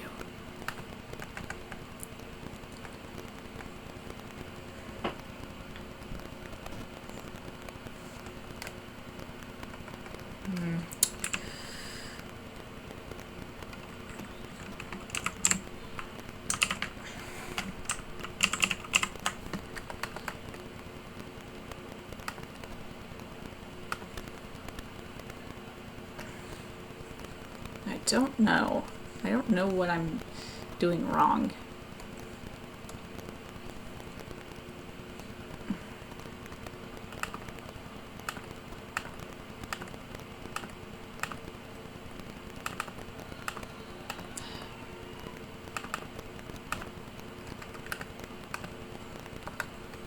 Oh man.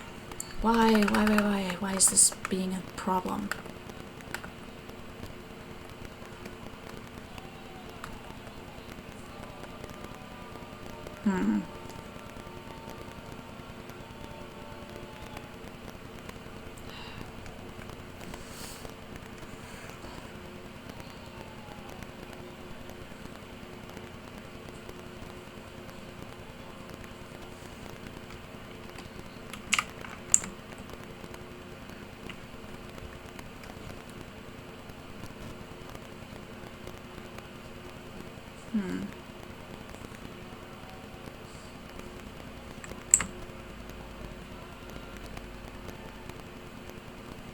I genuinely am having such a problem figuring this out. And I can't figure out why I'm having such a problem with this. Because normally, like I said, this is nothing. But today it's just being an issue.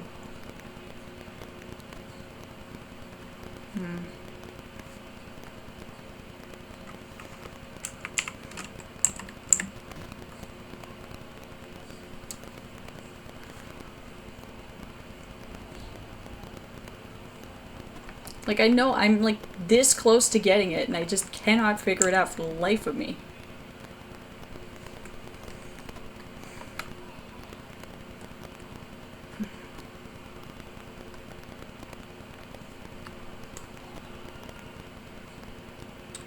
Why is this not working?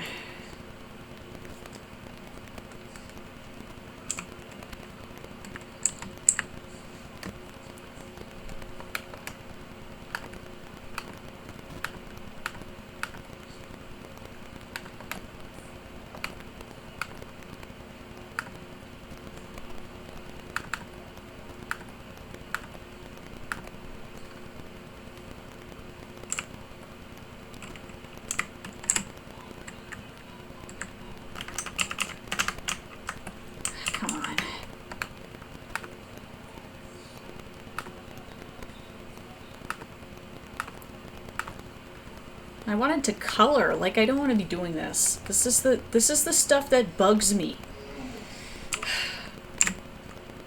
This is the stuff that takes a really long time and really ticks me off, because it's like, come on. And it might help if I don't rotate the canvas.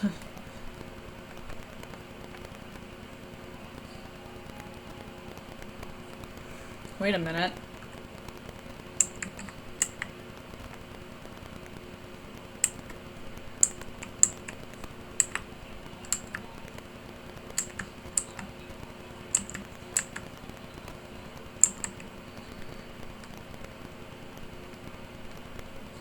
Wait a minute. What the hell? Okay, new problem. One of her eyes is actually, like, the iris itself is flatter. That might be the problem.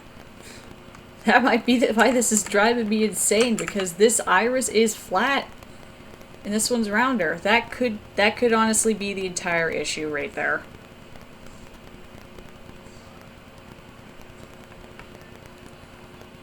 I think that's the problem. Oh my god. Okay, well, that's an easily fixed problem.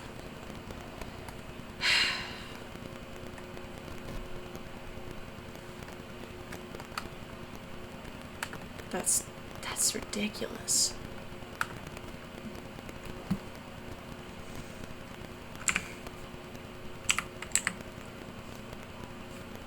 If that was literally but the only thing, like if that's the thing that's been screwing me up here, I'm gonna be annoyed.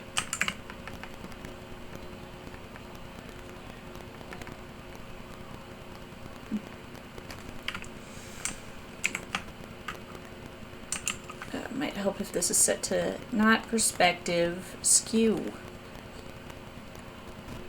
Yeah, you know what? I think this is literally the entire problem. I think it's just because one was skewed and one wasn't.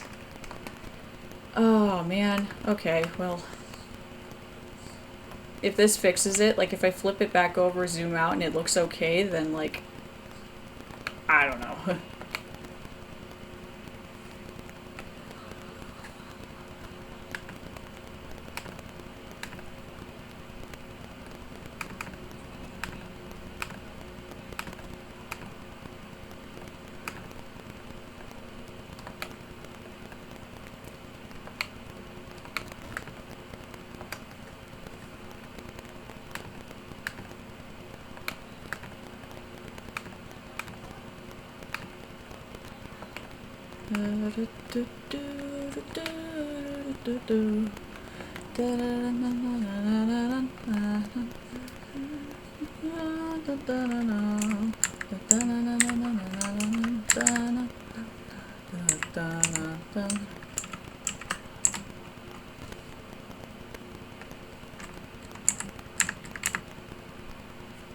Oh man, why is this like really like...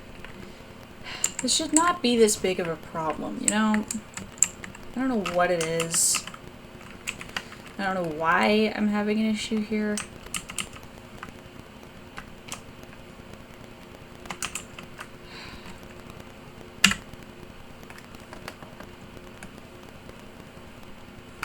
Because, like I said, every time I start to think I've got it, I don't got it.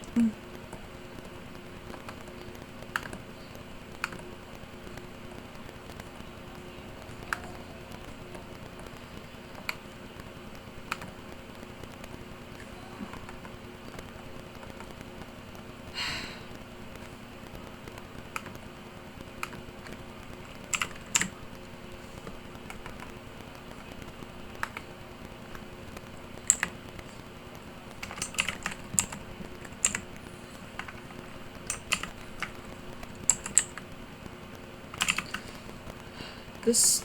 Why? Why? Why can I not figure this out?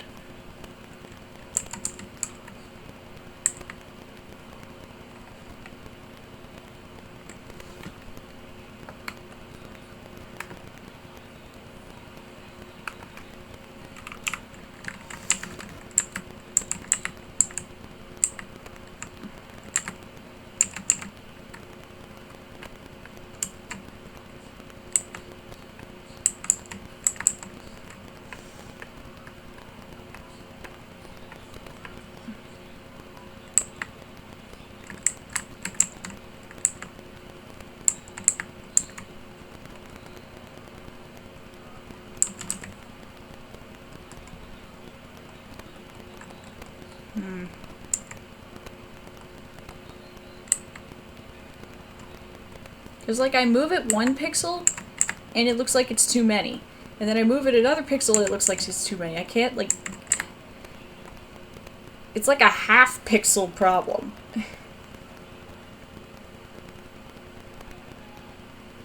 And I hate half pixel problems because they're not something you can really fix. Okay. And my eye is twitching. That's nice. Stop that, please. Like, this almost looks correct. Like, it is, like, one teeny adjustment that needs to be made, and it'll look fine. But every time I make a teeny adjustment, it looks wrong. I don't get it. Because, like I said, this almost looks right. But something's not right. And I cannot, for the life of me, figure out what the problem is.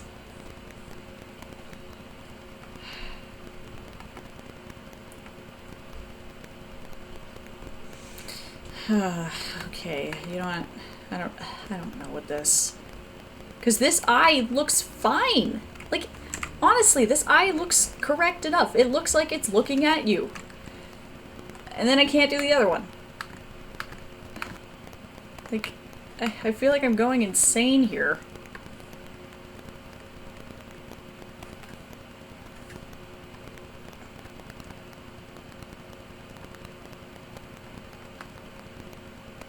Yeah, whatever. We're gonna do one eye because the other just is not playing nice. Whether or not I decide to do it later, who knows. But I want to get to coloring because I'm getting, like, sick of this.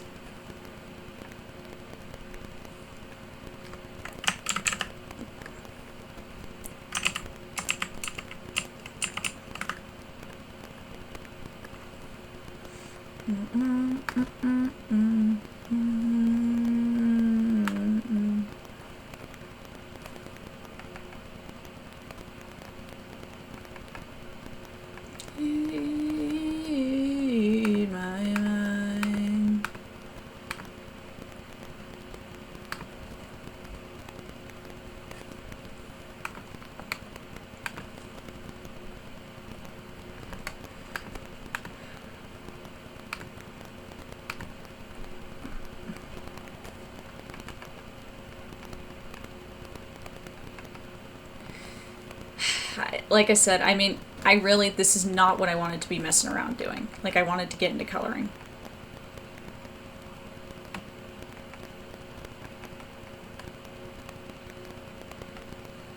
Good enough, good enough, good enough. Just roll with it. Just roll with it. Because if you don't just roll with it, you're going to be trapped here. I don't know what this layer is. What is this layer? Oh, that's this layer. That's this layer, which we don't actually need at this point. This layer can go bye-bye. And this layer, which is the original, can go bye-bye too. And this layer can go bye-bye. There we go. Good enough. Good enough. I didn't draw jacket pockets. I did not draw pockets on her coat. Why? Billion things that need fixed all at once.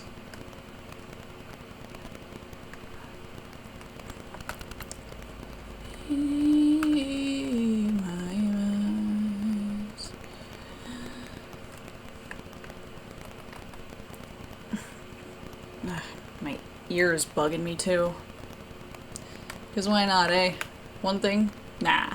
But 12 things? Yeah.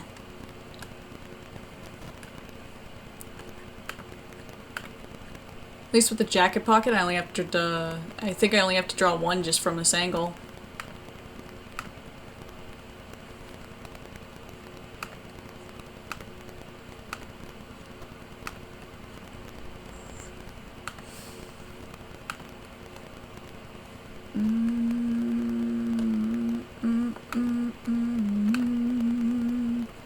Can you sew them shut? Jesus Christ, deny your makeup.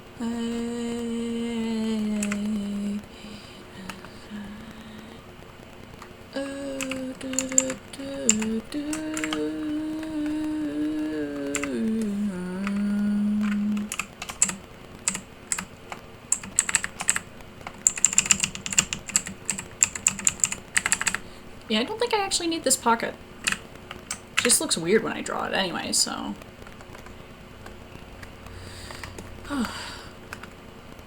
10,000 fixes. 10,000 fixes.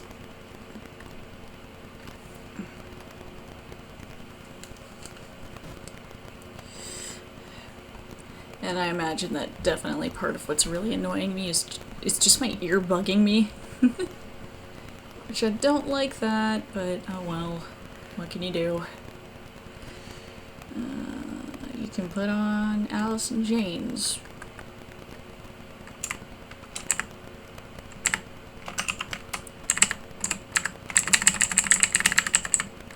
There. It's a good spot for pocket, I think.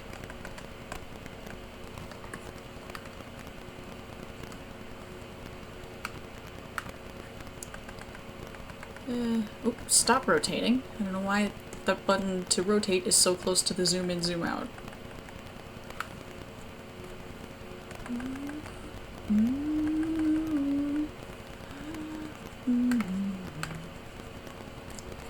This is so dumb. There.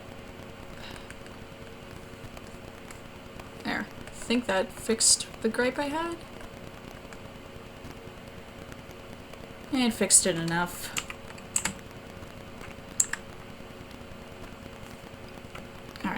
So, what I'm going to do is thicken this just a smidge because it looks a little odd.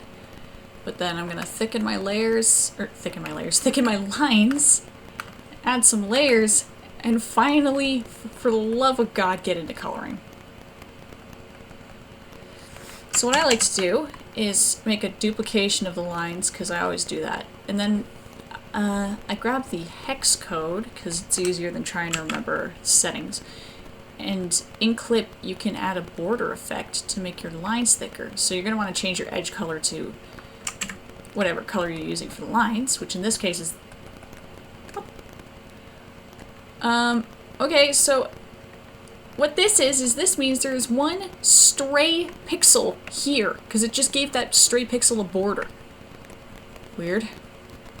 Anyway, when you do this, it's especially useful because you can see where these tiny microscopic stray pixels are that you don't even know how they got there. You can see those, and you can, what you can do is set your line layer, which I'm going to rename this from sketch to lines. You can set this as a reference layer so that when you do your paint bucketing underneath, if I can get to the paint bucket tool, where is it? There we go. You see how it's not going outside the lines? If I turn reference layer off and I try to fill something, it just fills the entire thing. So when you have something set to reference, it only fills what it's referencing.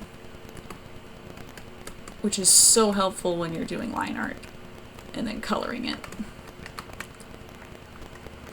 And then forgetting which buttons are the buttons you want to press. So I'm just going to paint bucket everything in. What I do is I put a gray layer underneath where I'm coloring, and then I clip everything to that gray layer, so that way I can color how I please and not have to worry about going outside the lines. Life hack.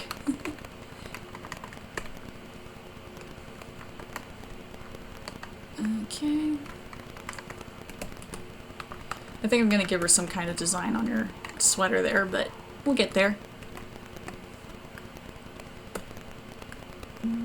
Here comes the rooster, yeah.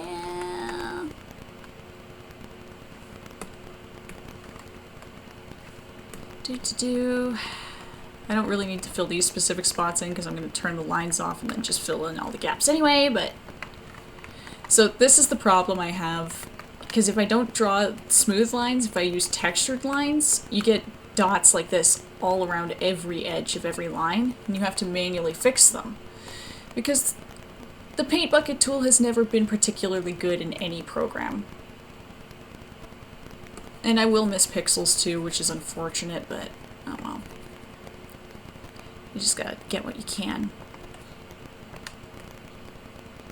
It also helps if you're not using an eye-bleeding red. There. This helps me see a little better.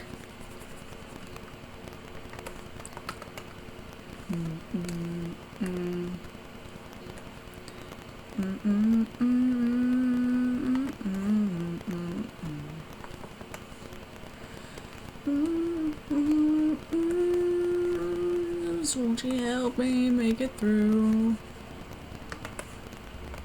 Oh, it's gonna be like a billion tiny little pixels that you can't see, but I can see. They're the schizophrenia pixels. Because they make me look crazy, but I can see that they're there.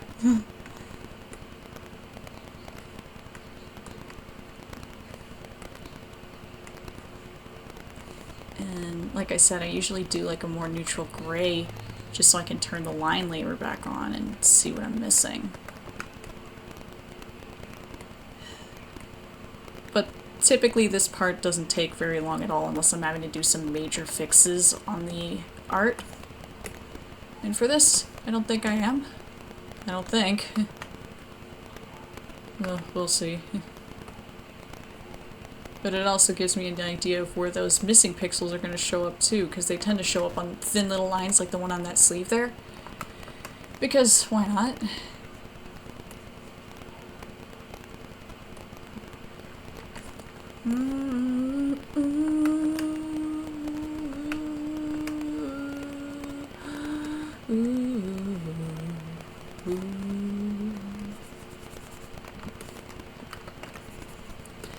Just gonna plow through this as quickly as I can. Yeah, this crap is why when I do commissions, why they take forever. Just like the eye thing, perfect example. I have a commission that I'm doing for somebody, and the feet.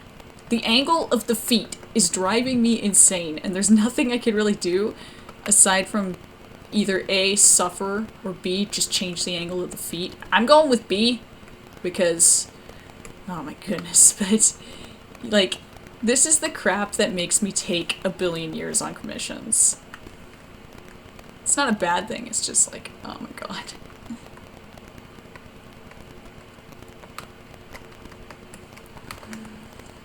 And I'm not planning to do a bunch of super intricate coloring on her, but we'll see. We'll see how it goes.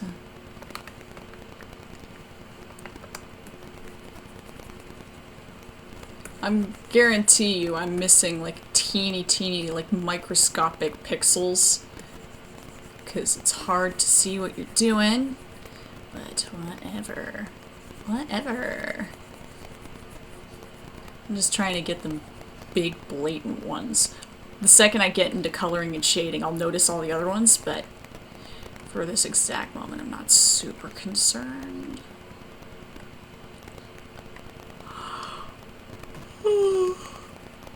Boop,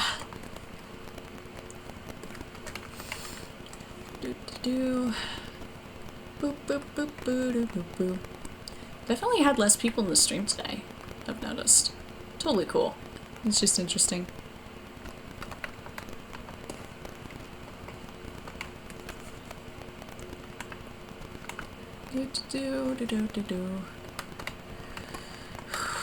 Almost done with this step. Almost.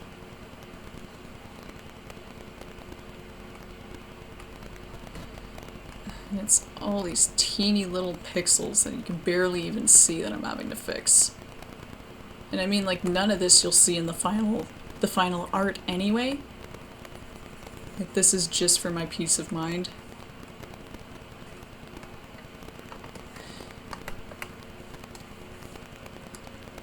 Dry mouth.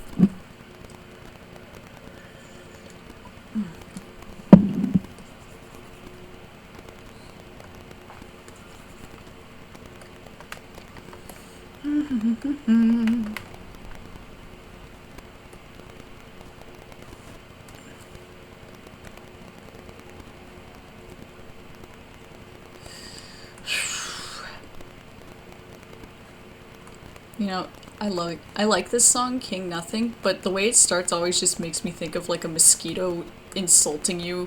Like you're laying in bed and you can't quite catch this thing, but he keeps flying near you. It's just what it makes me think of.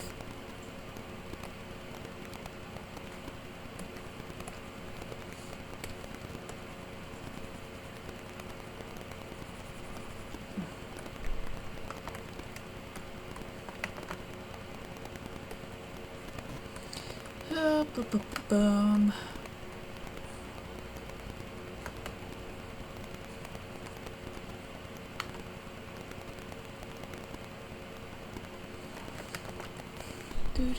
Do. And I think that's it. I think. Should be. Alright. So, what I do is, I always have my lines some color, because, you know, colored lines are fun, and it does make coloring the lines later a lot easier. So from this point, if I can find the freaking button, well. Why is it not doing what it's supposed to do?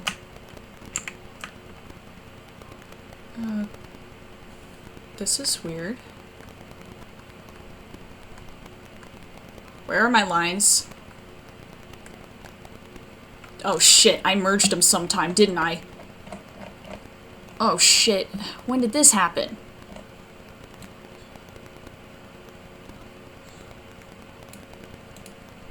Okay, still have the lines at this point. At some point, I merged things, and I don't know when that happened.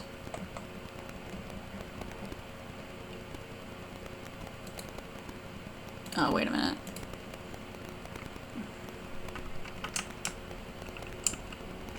Oh, that's what I did.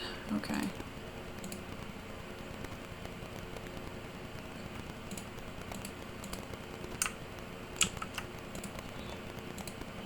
Okay, I see what I did. Okay. Somehow I accidentally deleted the lines. That was harrowing. Stuff like that, that's why you save like you're paranoid.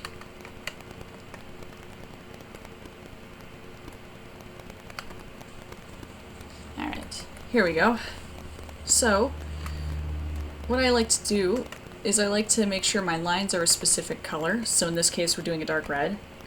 And then this big layer underneath, I try to make it a more neutral gray. Just, like 50% gray. Just like that. There we go. What is this? Okay.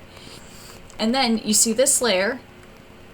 That is from making our lines nice and thick, but we're not gonna use that version of it because I know I edited the lines a bit, so we're gonna have to fix it. Anyway, edge color. If I can do this correctly. There. And then there. And then see how the edge sucks, like, majorly? What we're gonna do is we're gonna fix that so it doesn't suck.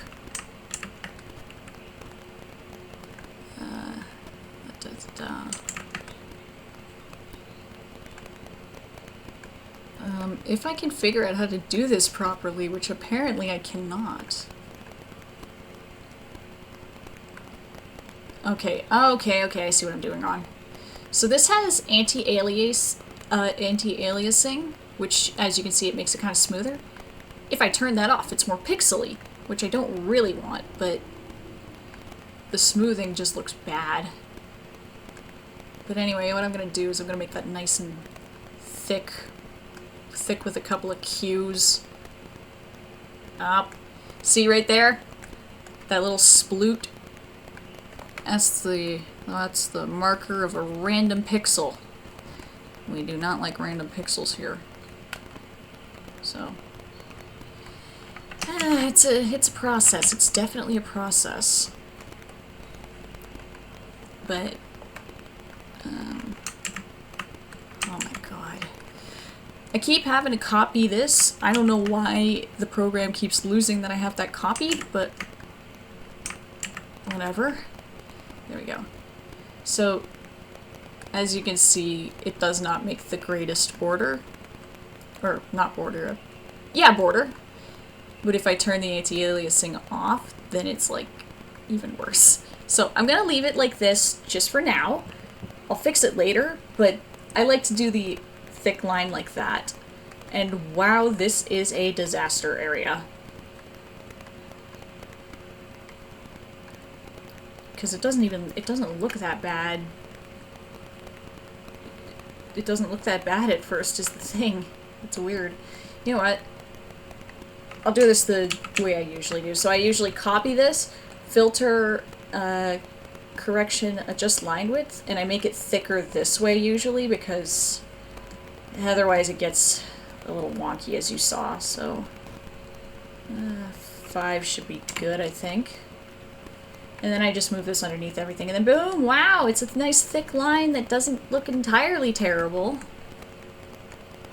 And I can see that apparently I colored outside the lines right in this little nook here. That's interesting. But it does help me see that I did that, which is nice. Most of the time, though, when I do this nice thick outline, it's just a style thing. It's not so much for utility or whatever. And I like to fix the points, because for some reason, when I do it this way, it likes to square the points, which I don't really want. But, like I said, we can fix that. That's the nice part.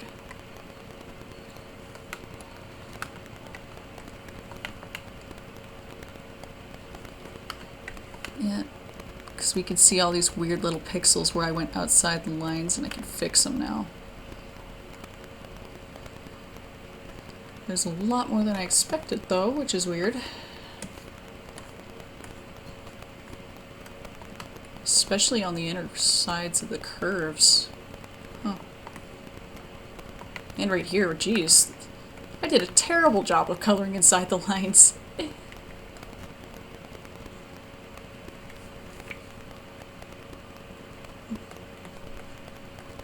But it's nothing that we can't fix.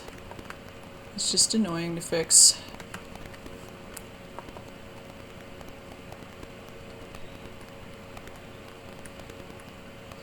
And like I said, this is stuff that, like, you guys can barely see, but for me, it's stuff I notice and it haunts me. So I have to fix it. It's like one teeny little stupid stinking pixel. Ugh. Oh wow, it was up the whole arm here that I was going outside the line. Jeez! Is it the whole thing on the top arm too? I'm gonna have to check this whole thing, aren't I? Cause like, this is stuff that you can't really notice or see right now, but the second I get into shading and coloring, like, it just pops right out. Especially with bright colors. So I have to fix it now before it becomes really, really annoying later. But at least it's a relatively quick fix. It's just tedious more than anything else.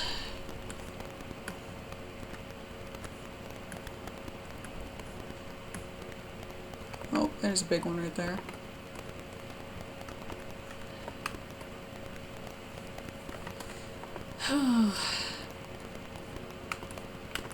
How are we, like, almost to the end of the stream already? I haven't done anything.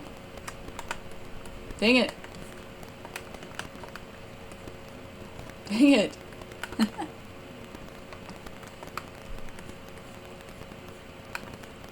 I have to throw some color in before I end the stream. Like, I have to do that at least. I will not be a liar. I do have to put more music on, though. That's a good one. Ooh.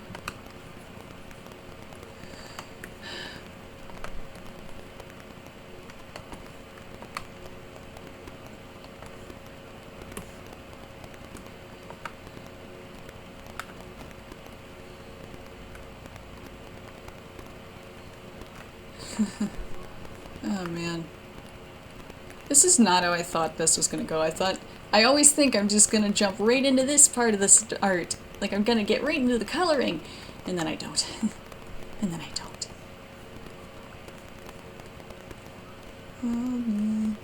Until it sleeps. Oh man, but once I finish this and then I'm just cleaning up the points, and then I should be able to color some. I should be able to.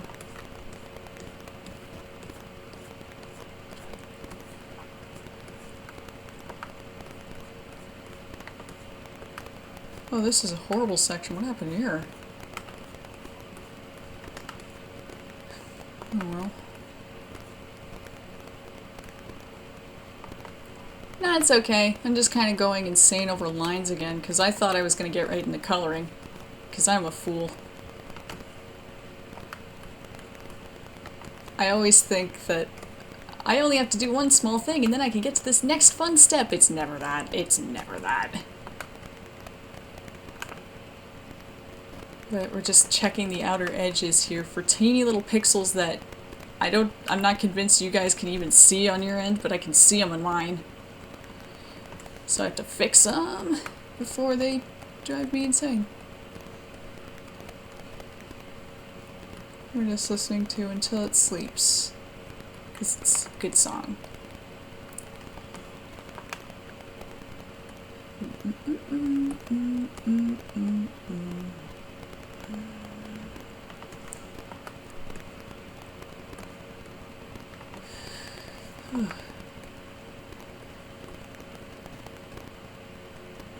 It's funny, once I'm done this, I gotta go back to working on a commission. I will look at that in just a moment. Yeah. Well, I'm glad you like it so far.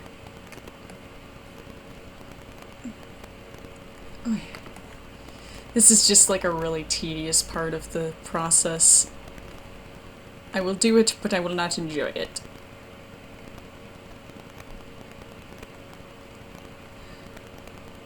I didn't realize I was going to have to check the whole outer edge for spillover pixels, but apparently I am.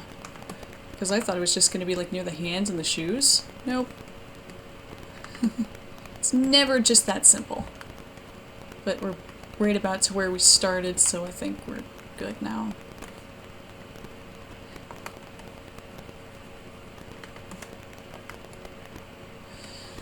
Almost. Almost. I'm having to check way more than I expected.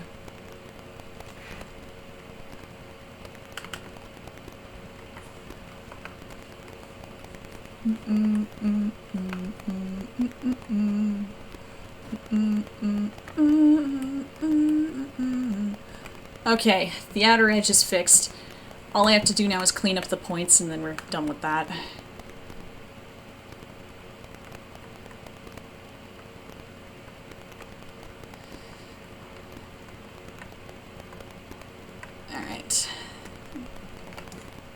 So we only have to fix the outer edge of this part, which is nice. We don't have to get into the nitty-gritty on the inner edge.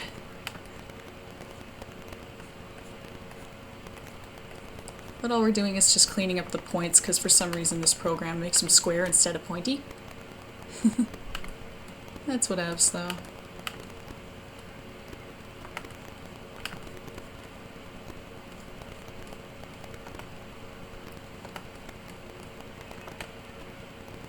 There's not too many points we actually have to fix, because it's all right up by our hair. for the most part.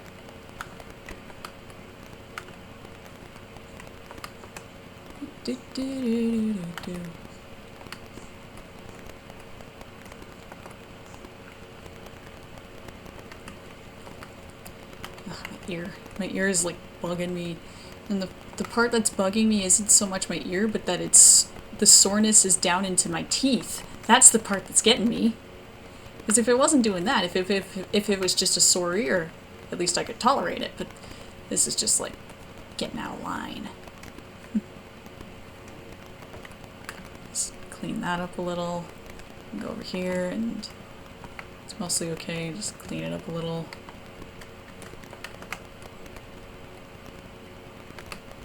Okay, and then I just have to check down here.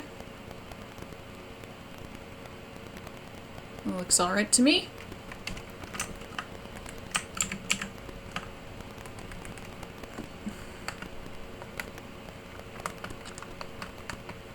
Oh, I missed a spot. Oops. I missed this little corner. I was gonna fill that in.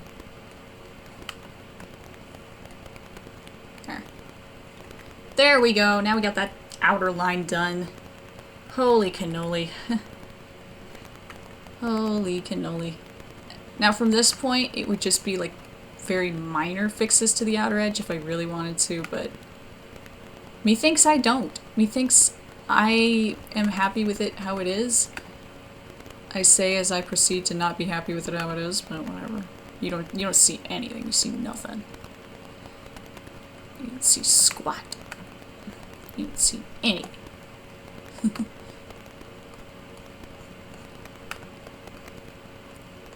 Yeah, no, those little points, I know it was from the laces, but it just looked wrong, so I had to clean those up at least.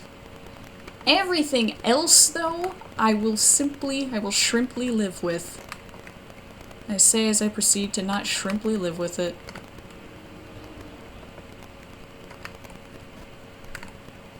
There, that's good. It's good. It's good. Stop messing with the small pixels. Stop it. Stop messing with the little pixels. Why is it pointy here?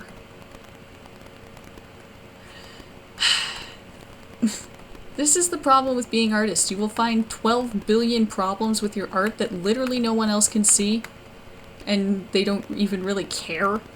But you'll be looking at it and you're like, oh man, those two pixels, man. They ruined the whole piece. And everyone else is sitting there like, what 2 pixels? What are you talking about? You painted this. This is an oil painting. What do you mean 2 pixels? And you're sitting there like, it's just 2 pixels. 2 tiny little pixels that just wreck the whole thing. And then people start looking at you like you're nuts. This is not an experience I've had. There have never been other people involved in my insanity most of the time, but, you know. Oh my god, I keep getting dry mouth. I've been yapping a lot.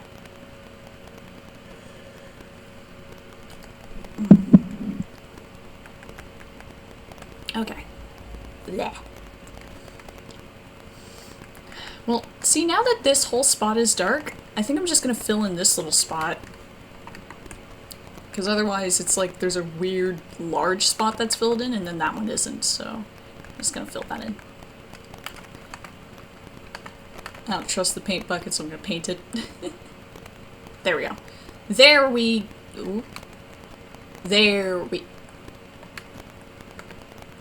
go. Okay. No more fixing it. It's good. It's happy. It's great. So what I do now is typically I will select the gray and then I will go filter correction, or not a correction, select expand select area by 1 pixel and then delete this. Oh, oops. There. So now if I turn this off, it just lines up perfectly with the lines. I say, and now I gotta check because now I'm paranoid, but... Oh man, it did not line up.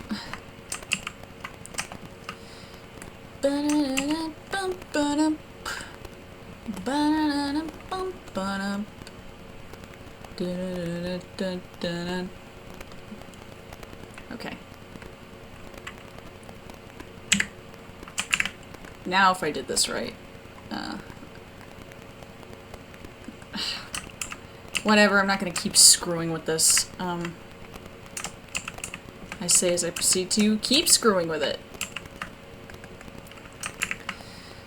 I know what I'm trying to do here. It's just not wanting to play nice, so what I want to do is just merge this down without there being weird half pixels that aren't fully colored. That's all I want to do. I'm just gonna have to assume that this is correct. Because all I want to do is merge the lines together so we got that nice thick outline. And then that this will be fine underneath. And it probably is. Probably. Oh, hi. Sorry that your sinuses are angry. Ow! I just hit my teeth. But anyway, We can finally do some coloring like I said we were gonna do. I didn't lie to y'all. I just suffered. I suffered for my own sins. I caused these sins upon myself. Anyway. Oh my good god. That took way longer than I thought it was gonna take. But now we get to switch over to my fun palette and just use fun colors. But who's buying? He says, but who's buying? We all broke. We all broke. What color? I wonder, what color should I give her? I'm gonna grab this brown for her hair. So what I like to do is use a really bright, obnoxious color first to make sure I'm not going over the lines, and then I change that bright, obnoxious color to the color I'm actually going to use. And typically it works best with green, actually. Like, green screen green works best for trying to figure crap out. Yeah, we're gonna figure out our color palette before the stream ends. And I'm gonna fix my hat. Green. Your elemental color is green. What? Green. I just noticed a single stray pixel and now I can't find it. I saw it for like 1 second and now it's gone. Is this the cool new taste of schizophrenia?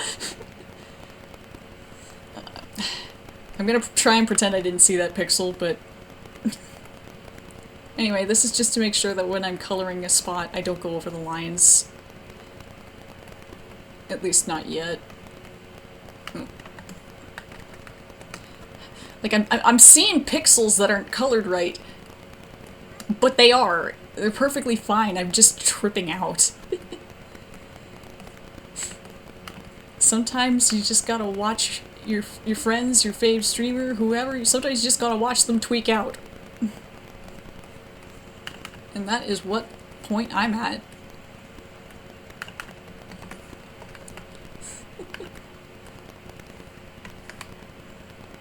Singular pixels. Singular pixels that it's like one opacity percentage incorrect, and then I gotta fix it.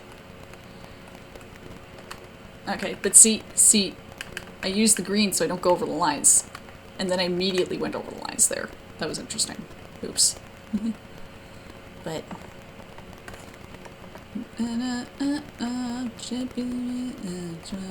heat.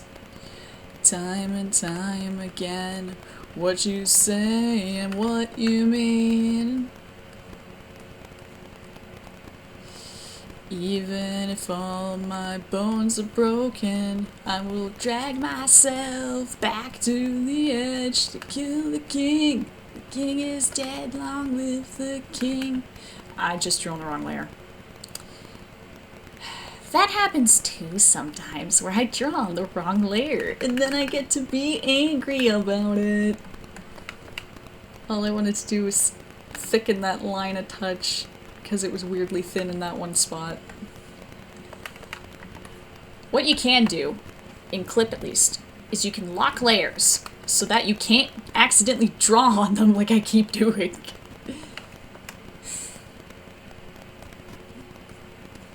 But definitely, if you're drawing something and you don't want to keep accidentally touching a layer that you don't mean to be, do that. Lock the layer, I beg you. Because otherwise, you're gonna be like me, and you're gonna be sitting here like, why am I wrong? Why am I on the wrong layer? So I locked the gray layer because I don't want to do anything to that layer. That layer is literally just to hold the colors in place. And then this layer, the lines layer, I need to lock it so I don't keep fiddling with it. But I keep fiddling with it. The lock is not a deterrent, it is only encouragement. But yeah, so obnoxious color first, and then I put the nice ones. Oh my god. I keep doing it, I keep fiddling, I keep messing with it, I keep thinking it could be a little better, but it can't, it's good, it's fine, I need to leave it alone! Okay. So, I've done just the inner edge, because this outer edge, what I usually do is I just draw a big blob, and I'll show you why I do this blob. Because this blob may look like insanity, like a total mess, but there is a reason for it. So, anyway, I do that big blob, and then I fill it in, and then I forget which tool is the hand tool. Okay, so then all I do is I clip it to the layer below, and then it plays nice. It sticks to where it needs to stick because it's only sticking to the gray. See? That's why I do that. It just works. It's big brain. Oh god, yeah. I've done that so many times, and then I'm sitting there like, tonight's the night. It's gonna happen again. But, yeah. So, I know that her hair is dark. Oh, sweet Jesus, I missed some spots. See, this is the downside to using the obnoxious color. If you use too bright of an obnoxious color, sometimes you miss spots that you were trying to color. And I did that. I missed a couple of spots. Oh, great. In an hour, set the ball rolling. I'll be clicking out the mouse on my train of consequences. My boxcar life of style. My thinking is derailed. I'm tied up to the tracks. The train of consequences. There ain't no turning back. Ow! Alright, so that's her hair. And then... oh, wrong layer. Oh, wrong layer. Those aren't layers, those are canvases. So, just 25%. Obnoxious color. Yay! Go Gadget obnoxious color. So, now that I've got the hair layer, when I do obnoxious green elsewhere, it's underneath, so I don't have to care as much where it blobs. That's the nice part. But I think this green is not saturated enough because I was going over the lines in some spots, which is not what I want to do. I'm tied up to the tracks, the train of consequences, there ain't no turning back.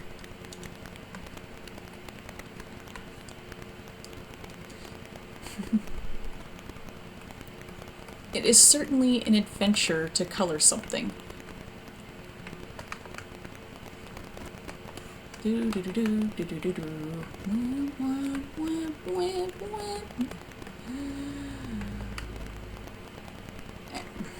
Okay. I also like to turn down the opacity of the previous layer, just so I can know where I can blob it. Because I can just do this. And then fill that in. Oh, wait. Oopsies. Oopsies! I have it, so the paint bucket tool refers to my line layer, which I don't want that. I need to turn that off, because otherwise it won't fill the whole thing. Oopsies! No biggie. Like a very, very minor biggie. A biggie smalls, if you will.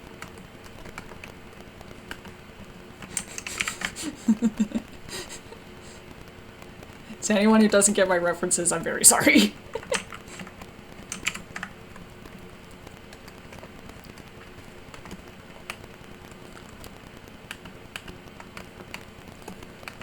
I don't know why I wasn't using the right tool.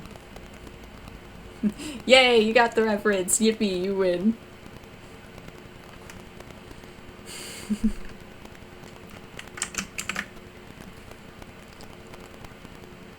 And then I can just bop-a-da-boop, bop-a-da-boop, and then bop-a-da-boopity, and then bibbity-bobbity, and a boo, if you will. Make sure this is the right opacity. I'm gonna go up here, and then white woman jump scare. No, I'm not gonna make her that pale. Like I said, I'm just throwing in colors, and then I'm gonna play with them after and make sure they look nice. But I'm just grabbing from my standard palette. Why do I keep going to the wrong things? I keep going to the wrong things.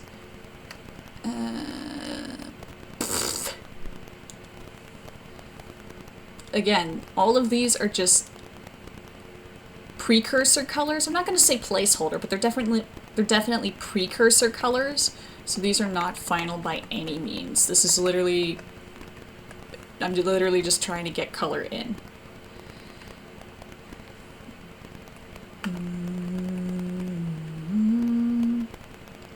And I'm thinking that it might be interesting to give her a collared shirt that's not white. Like, it's always fun to do a different weird color for them. Hell yeah, it's a good song. Flat foot on the devil's wing. Die for me, living dead girl. Me sinking to me, die for me, living dead girl. And I keep fixing the lines as I'm coloring, and this is not the step to fix lines on. I already did lines. I need to not worry about that.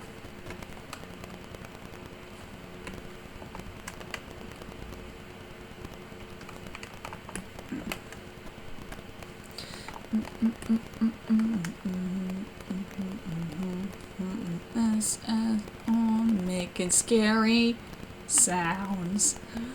Me singing to me, die for me, living dead girl. Oh, nice. I mean, it's a good song for it.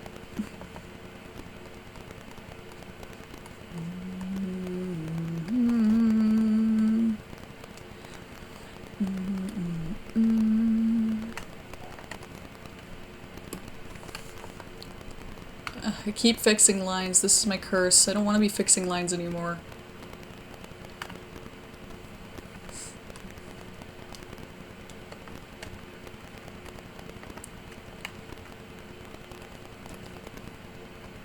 Chat, if you catch me fixing a line, please yell at me. I don't want to do it anymore. And I mean lines on the line art, not lines in this little section here. So if you catch me fixing lines on the line art, yell at me, chat.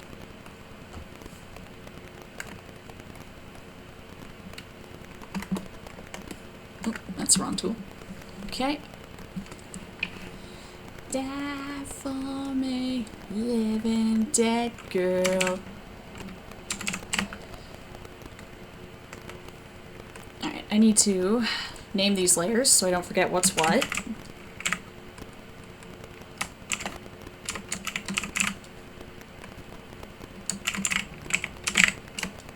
Alright, there we go.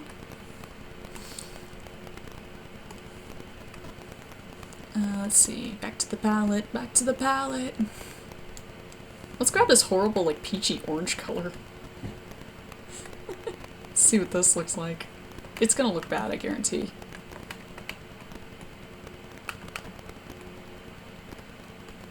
I feel so numb, yeah! Rob Zombie, my beloved. I can't believe he stole from them. The zombies.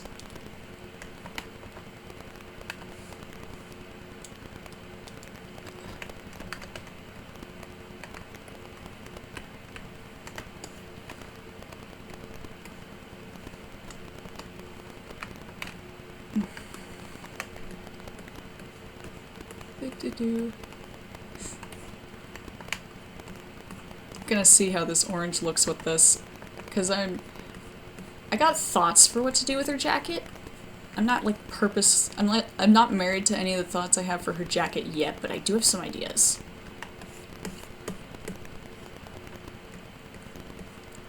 Like, I feel like it wouldn't just be a plain jacket. I'm almost thinking of putting like eyes over it. That'd be interesting.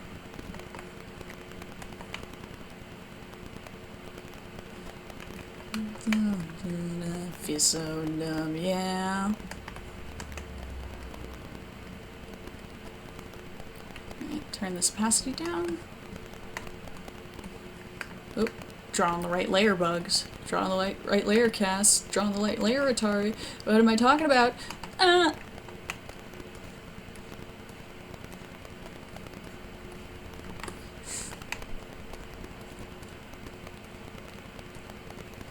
Alright, there's that, and then I just gotta connect it up here. Which is as easy as that.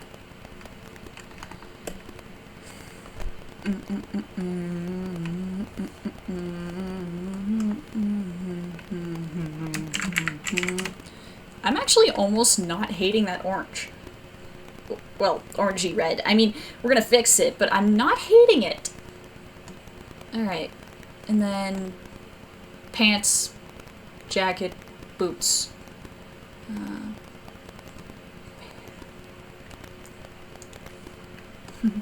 These are not final colors again. These are just like, just placeholders, precursors, whatever you want to call them. I'm actually going to make the last couple layers here ahead.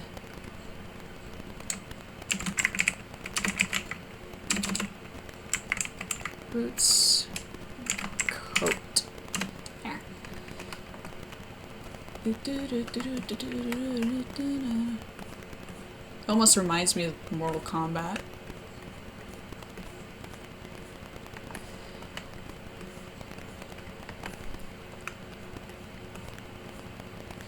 So I could use the paint bucket tool for this step rather than doing what I'm doing, but I'm doing this because the lines are choppy and the paint bucket will leave lots of little gaps, so I would have to go back and fix them anyway, so I'm just kind of skipping that step. I'm just making sure it fills nicely the first time.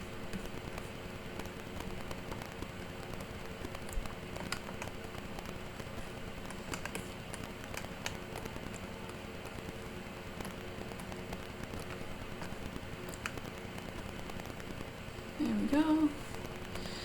Oh. My mouth is so dry.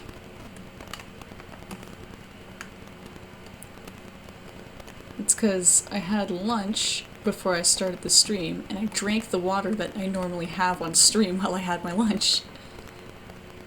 So now I got no water. And I'm not getting up. I'll get up when the stream ends.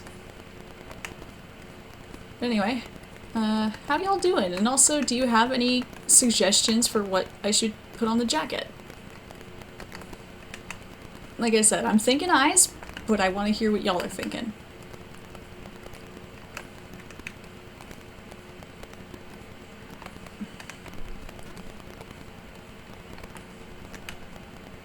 I will also take suggestions for what to put on her little sweater vest, too. Because I like to think she'd have some kind of design. She is supposed to be a maximalist. In the other art I have of her, which I drew it, but somebody else colored it for me. It definitely shows there more, but she is a maximalist, so I want to have patterns on her. Or at least, like, some kind of graphic t-shirt type stuff, you know? Yeah, pumpkins are not bad. I don't mind pumpkins. Maybe. If we could figure out somewhere cool to put them, something nice to do with them. I screwed up here. Because there is a gap there, which means this should not be connecting right at the bottom. Oops. Let's fix that. Because you can see, there's a gap. I forgot about that. Oopsies. But yeah, pumpkins, good suggestion. It's just where do we put them?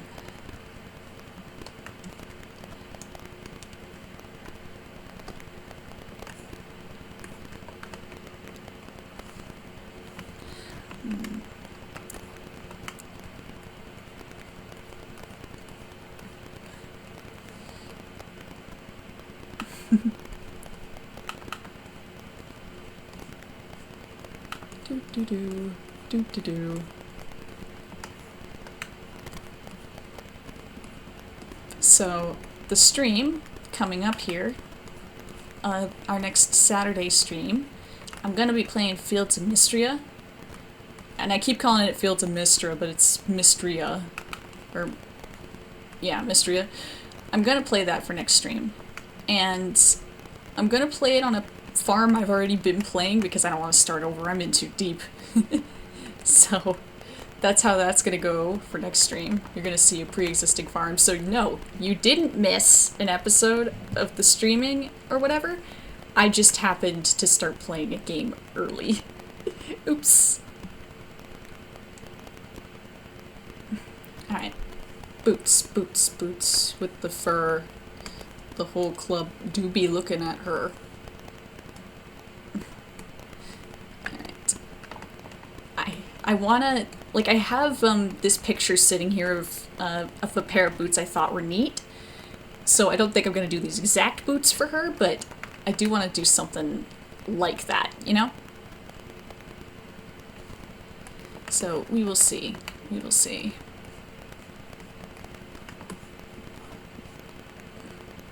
Human than human, more human than human. I feel like in Everyman Hybrid, they really should have capitalized and given Habit more Rob Zombie songs instead of Frank Sinatra. Because, I mean, there are so many songs where it's just like, that's a Habit song. That is a song that just describes him or seems like he would listen to or just fits him. Like, I know they did Super Beast, but, like, there are a lot more Rob Zombie songs, and a lot of them just, like, just fit too well. Because, I mean, more human than human here, it works. And then there's crap like, oh crap, why did I instantly blank on every Rob Zombie song I've ever heard in my life? Well, I know what I'm trying to say, it's just not coming out. Big stretch! Ah. Gotta do big stretches. Whew, I'm getting warm.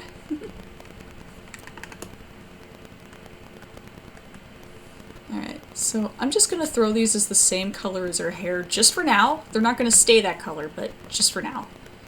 And then finally the coat, which this part is the easiest to color because it's the absolute last layer. So I could just do a massive blob. Take around cocaine.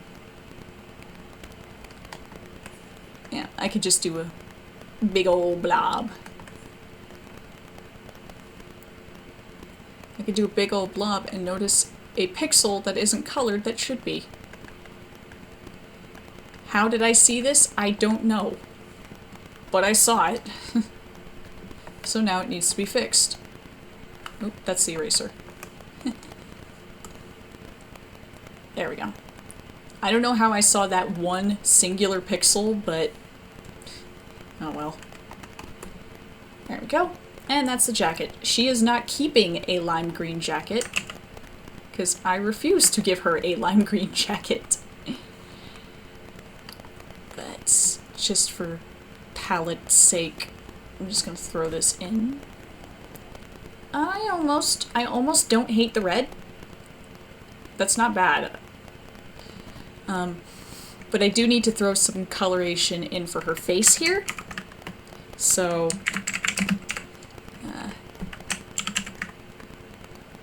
eyes 1 and 2. And I usually make the teeth the same color as the eyes, but I'm gonna add teeth as a separate layer this time. And then tongue will be a layer 2. So just gotta color these, but I know that her eyes are brown. This I already know, so this is not something I have to waffle around on color paletting. Eyes, eyes, oh wait, eyes, eyes. Teeth, tongue. There we go. So I do know her eye color already, so I don't have to waffle with this. I can just pop it in. Go, go, obnoxious color.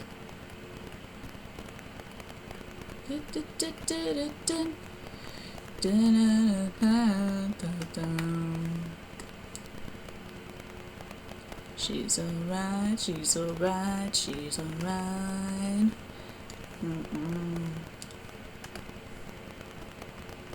Alright, palette.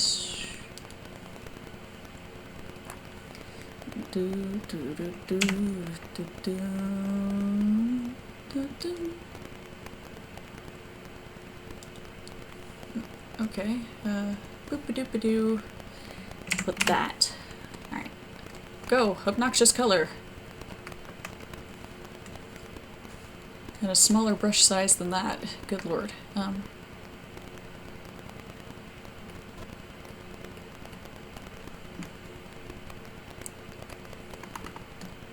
There we go. There. And like I said, normally I make the teeth the same color as the eyes, but I've got them on separate layers today because I'm thinking I might do something different with them. So I just want to have the ability to change them separately without having to like carefully cut from a layer, you know?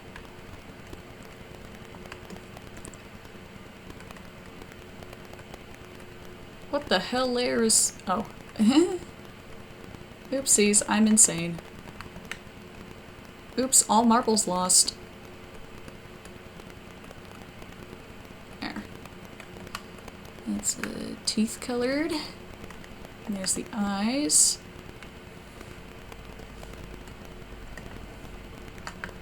Oh. I just noticed a spot where I didn't manage to color the entire eye quite. It's like right at the bottom. Like right there. There we go. And then grab that white again.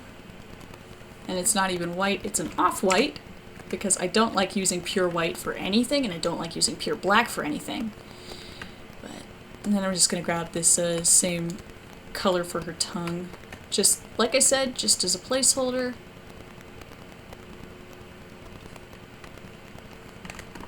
There we go.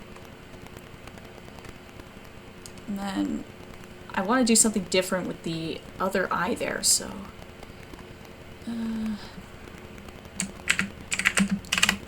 give that its own separate layer. Put some more tunage on. Because we need tunage. Everybody loves some tunage.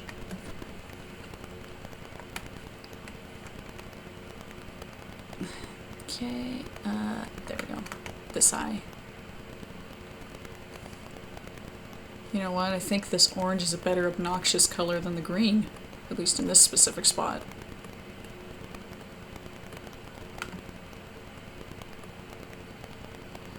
The time has come. That's how you get it. Actually, I'm going to put hair above all of these, because it should be.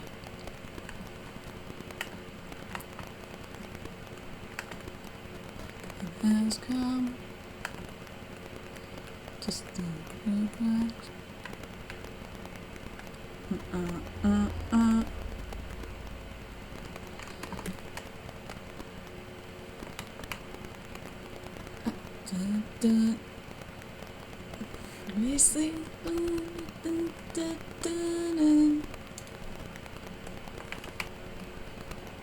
How can we sleep when the beds are burning? Alright.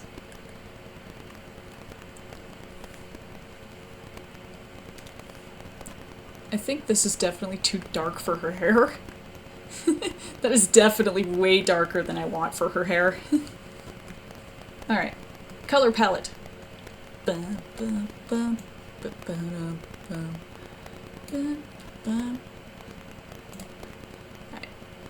So, let's play with these colors. Let's get something that doesn't look like this. Because this is not good. Not good at all. This is what we would call in the biz hot garbage. So, let's play with some colors. And I kept everything on separate layers so we could do so without worrying. The time has come to fix this crap. Rent. Alright. So,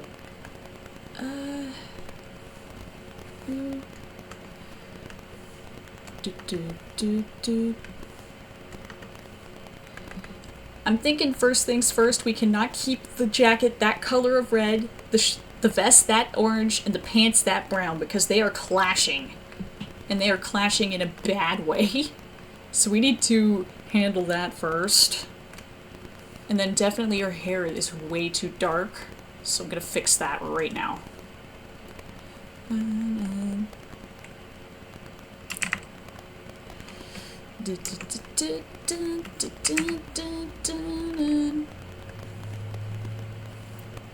So I'm gonna make her hair Alright, so, this hair color almost matches the saturation level of the red line perfectly, which is so strange. This is why values are important, because otherwise, when you don't know them, you end up with crap like this. And this is something Butch Hartman has a really tough time with, so I need you guys to go gentle on him.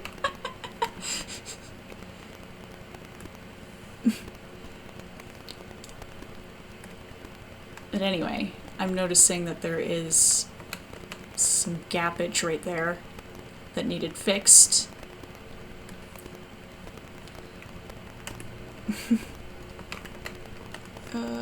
But yeah, so this is why values are important, because this red and this brown, they are two different colors, but they are like so hard to tell apart.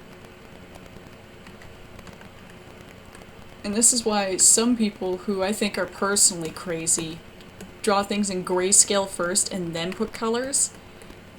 I don't know how they do it, because I look at grayscale and it's like, I want to eat drywall. Like, if I'm doing something in grayscale, I'm keeping it in grayscale. I don't want to do it grayscale, shade it, color it, all that, and then change it to color after, because it's like, what was the point of the grayscale? All that work, and then I just do it again. But anyway, values, very important, because otherwise you end up with crap like this where it's impossible to distinguish detail. Unless you're doing that on purpose for some reason, but whatever. So that's the color I'm going to make her hair. I think I could get away with either doing her pants or her boots the same color. One of the two. Not both, but one of the two. And I'm leaning more toward boot than pant. So, pants. I don't hate that they're brown, but I hate that specific brown.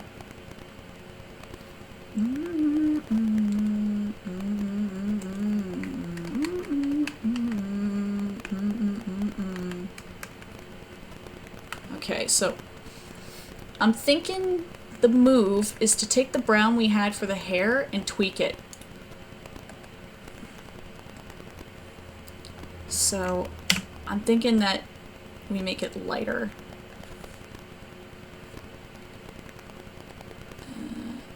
So what I'm going to do is I'm going to change it to the hair color, and then if I hit Control U, I can mess with luminosity, luminosity, saturation, and hue. So I'm not hating this one. This isn't too bad.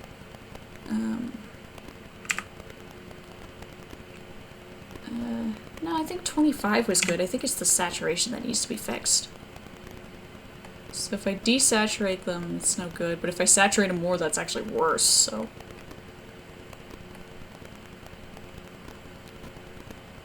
Oh. And then if I make them a little more red... Okay, this isn't a bad one. This isn't bad.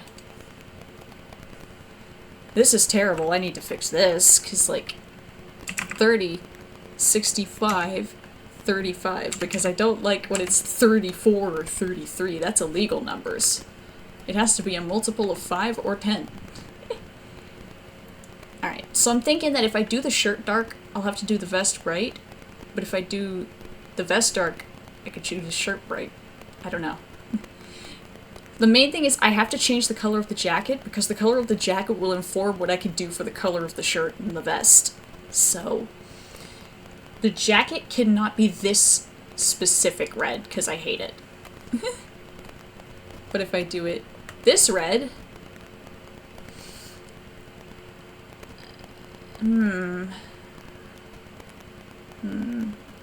Okay, if I do it that dark red, I just have to make everything else lighter, so that the contrast is nice. I don't hate that. I don't hate that. I think we can cook here. The other thing is that the boots and this, it's very close, so I need to change the boots and the hair definitely. Which means either going brighter or darker. And I'm thinking brighter would definitely be better.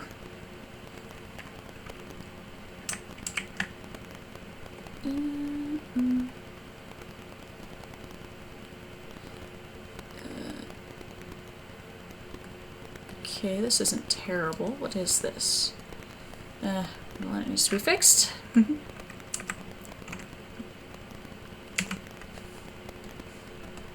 Alright, if I have the boots in there this color, if I have the boots and her hair this color, then I need to change the color of the pants, because now the pants are too similar to the boots and the hair. Which that is not a terrible fix.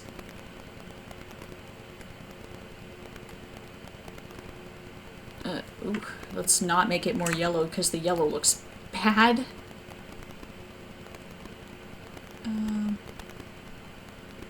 I just need to make them distinct enough from each other, you know. That is not a bad color.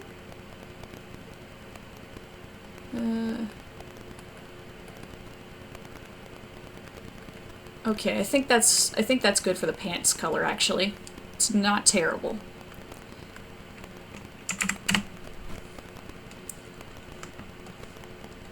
There we go. Okay, so now it's just, do I want to change the vest color? And if so, well, the shirt and the vest, do I want to change those colors? Because there's a lot of colors I could make them. It's just, do I want to change them? Ooh, that's not good. I mean, I know that it's gonna be red. Red is her main color. Oh, that's not bad. That's not... I have an idea. I have an idea. What if I take this brown and I make the shirt that brown color, and then the vest, I'm cooking rapidly less. That does not look as good as I thought it would. But what if I make the vest that brown, and then the shirt this red, and I'm cooking even less with that one. That does not cook whatsoever. I mean, the brown of the vest matching the shoes and the hair is fine, but I don't really like that. I want to have a nice pop of red in there. I'm just not vibing with this specific one that I've got going at the moment, because it's more orange. Which is not correct. Not correct for her. And I gotta put more music on. Whew. What if I did this red? Okay, that red isn't bad. I think it's just a little dark. I think if I brighten that red up, we'll be okay. There we go. There we go. Now we're cooking. That's better. And then I'm gonna make her tongue the same color. Oh. Actually, I think her tongue looks better with that bad orange. I think I'll keep her tongue that bad orange because it doesn't look right, the darker red. Okay.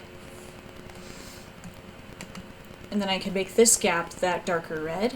And I think we got a nice color palette here now. In fact, her pants almost actually match her eye color. You know what? I'm gonna check that. Do her pants match her eye? Oh, the pants are a little darker. Which does bring the question of what if we make the pants the same color as the eye?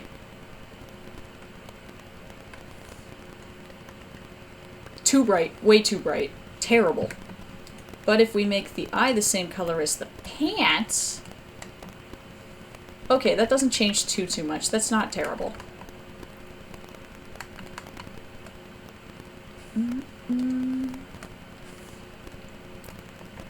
If I make it the red, it's just a little too much, so I don't think I'm gonna make her eye red too.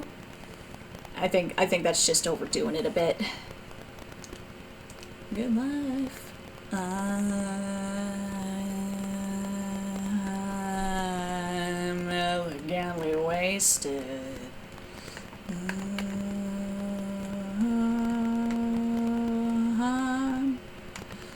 Wasted. Alright. I think I've settled on what I want her color palette to be. So, yay! That wasn't too difficult at all. fix this a little because there's a little overlap, a little bleed. Sorry, a little color bleed there that I'm not vibing with. But there we go. Fix that.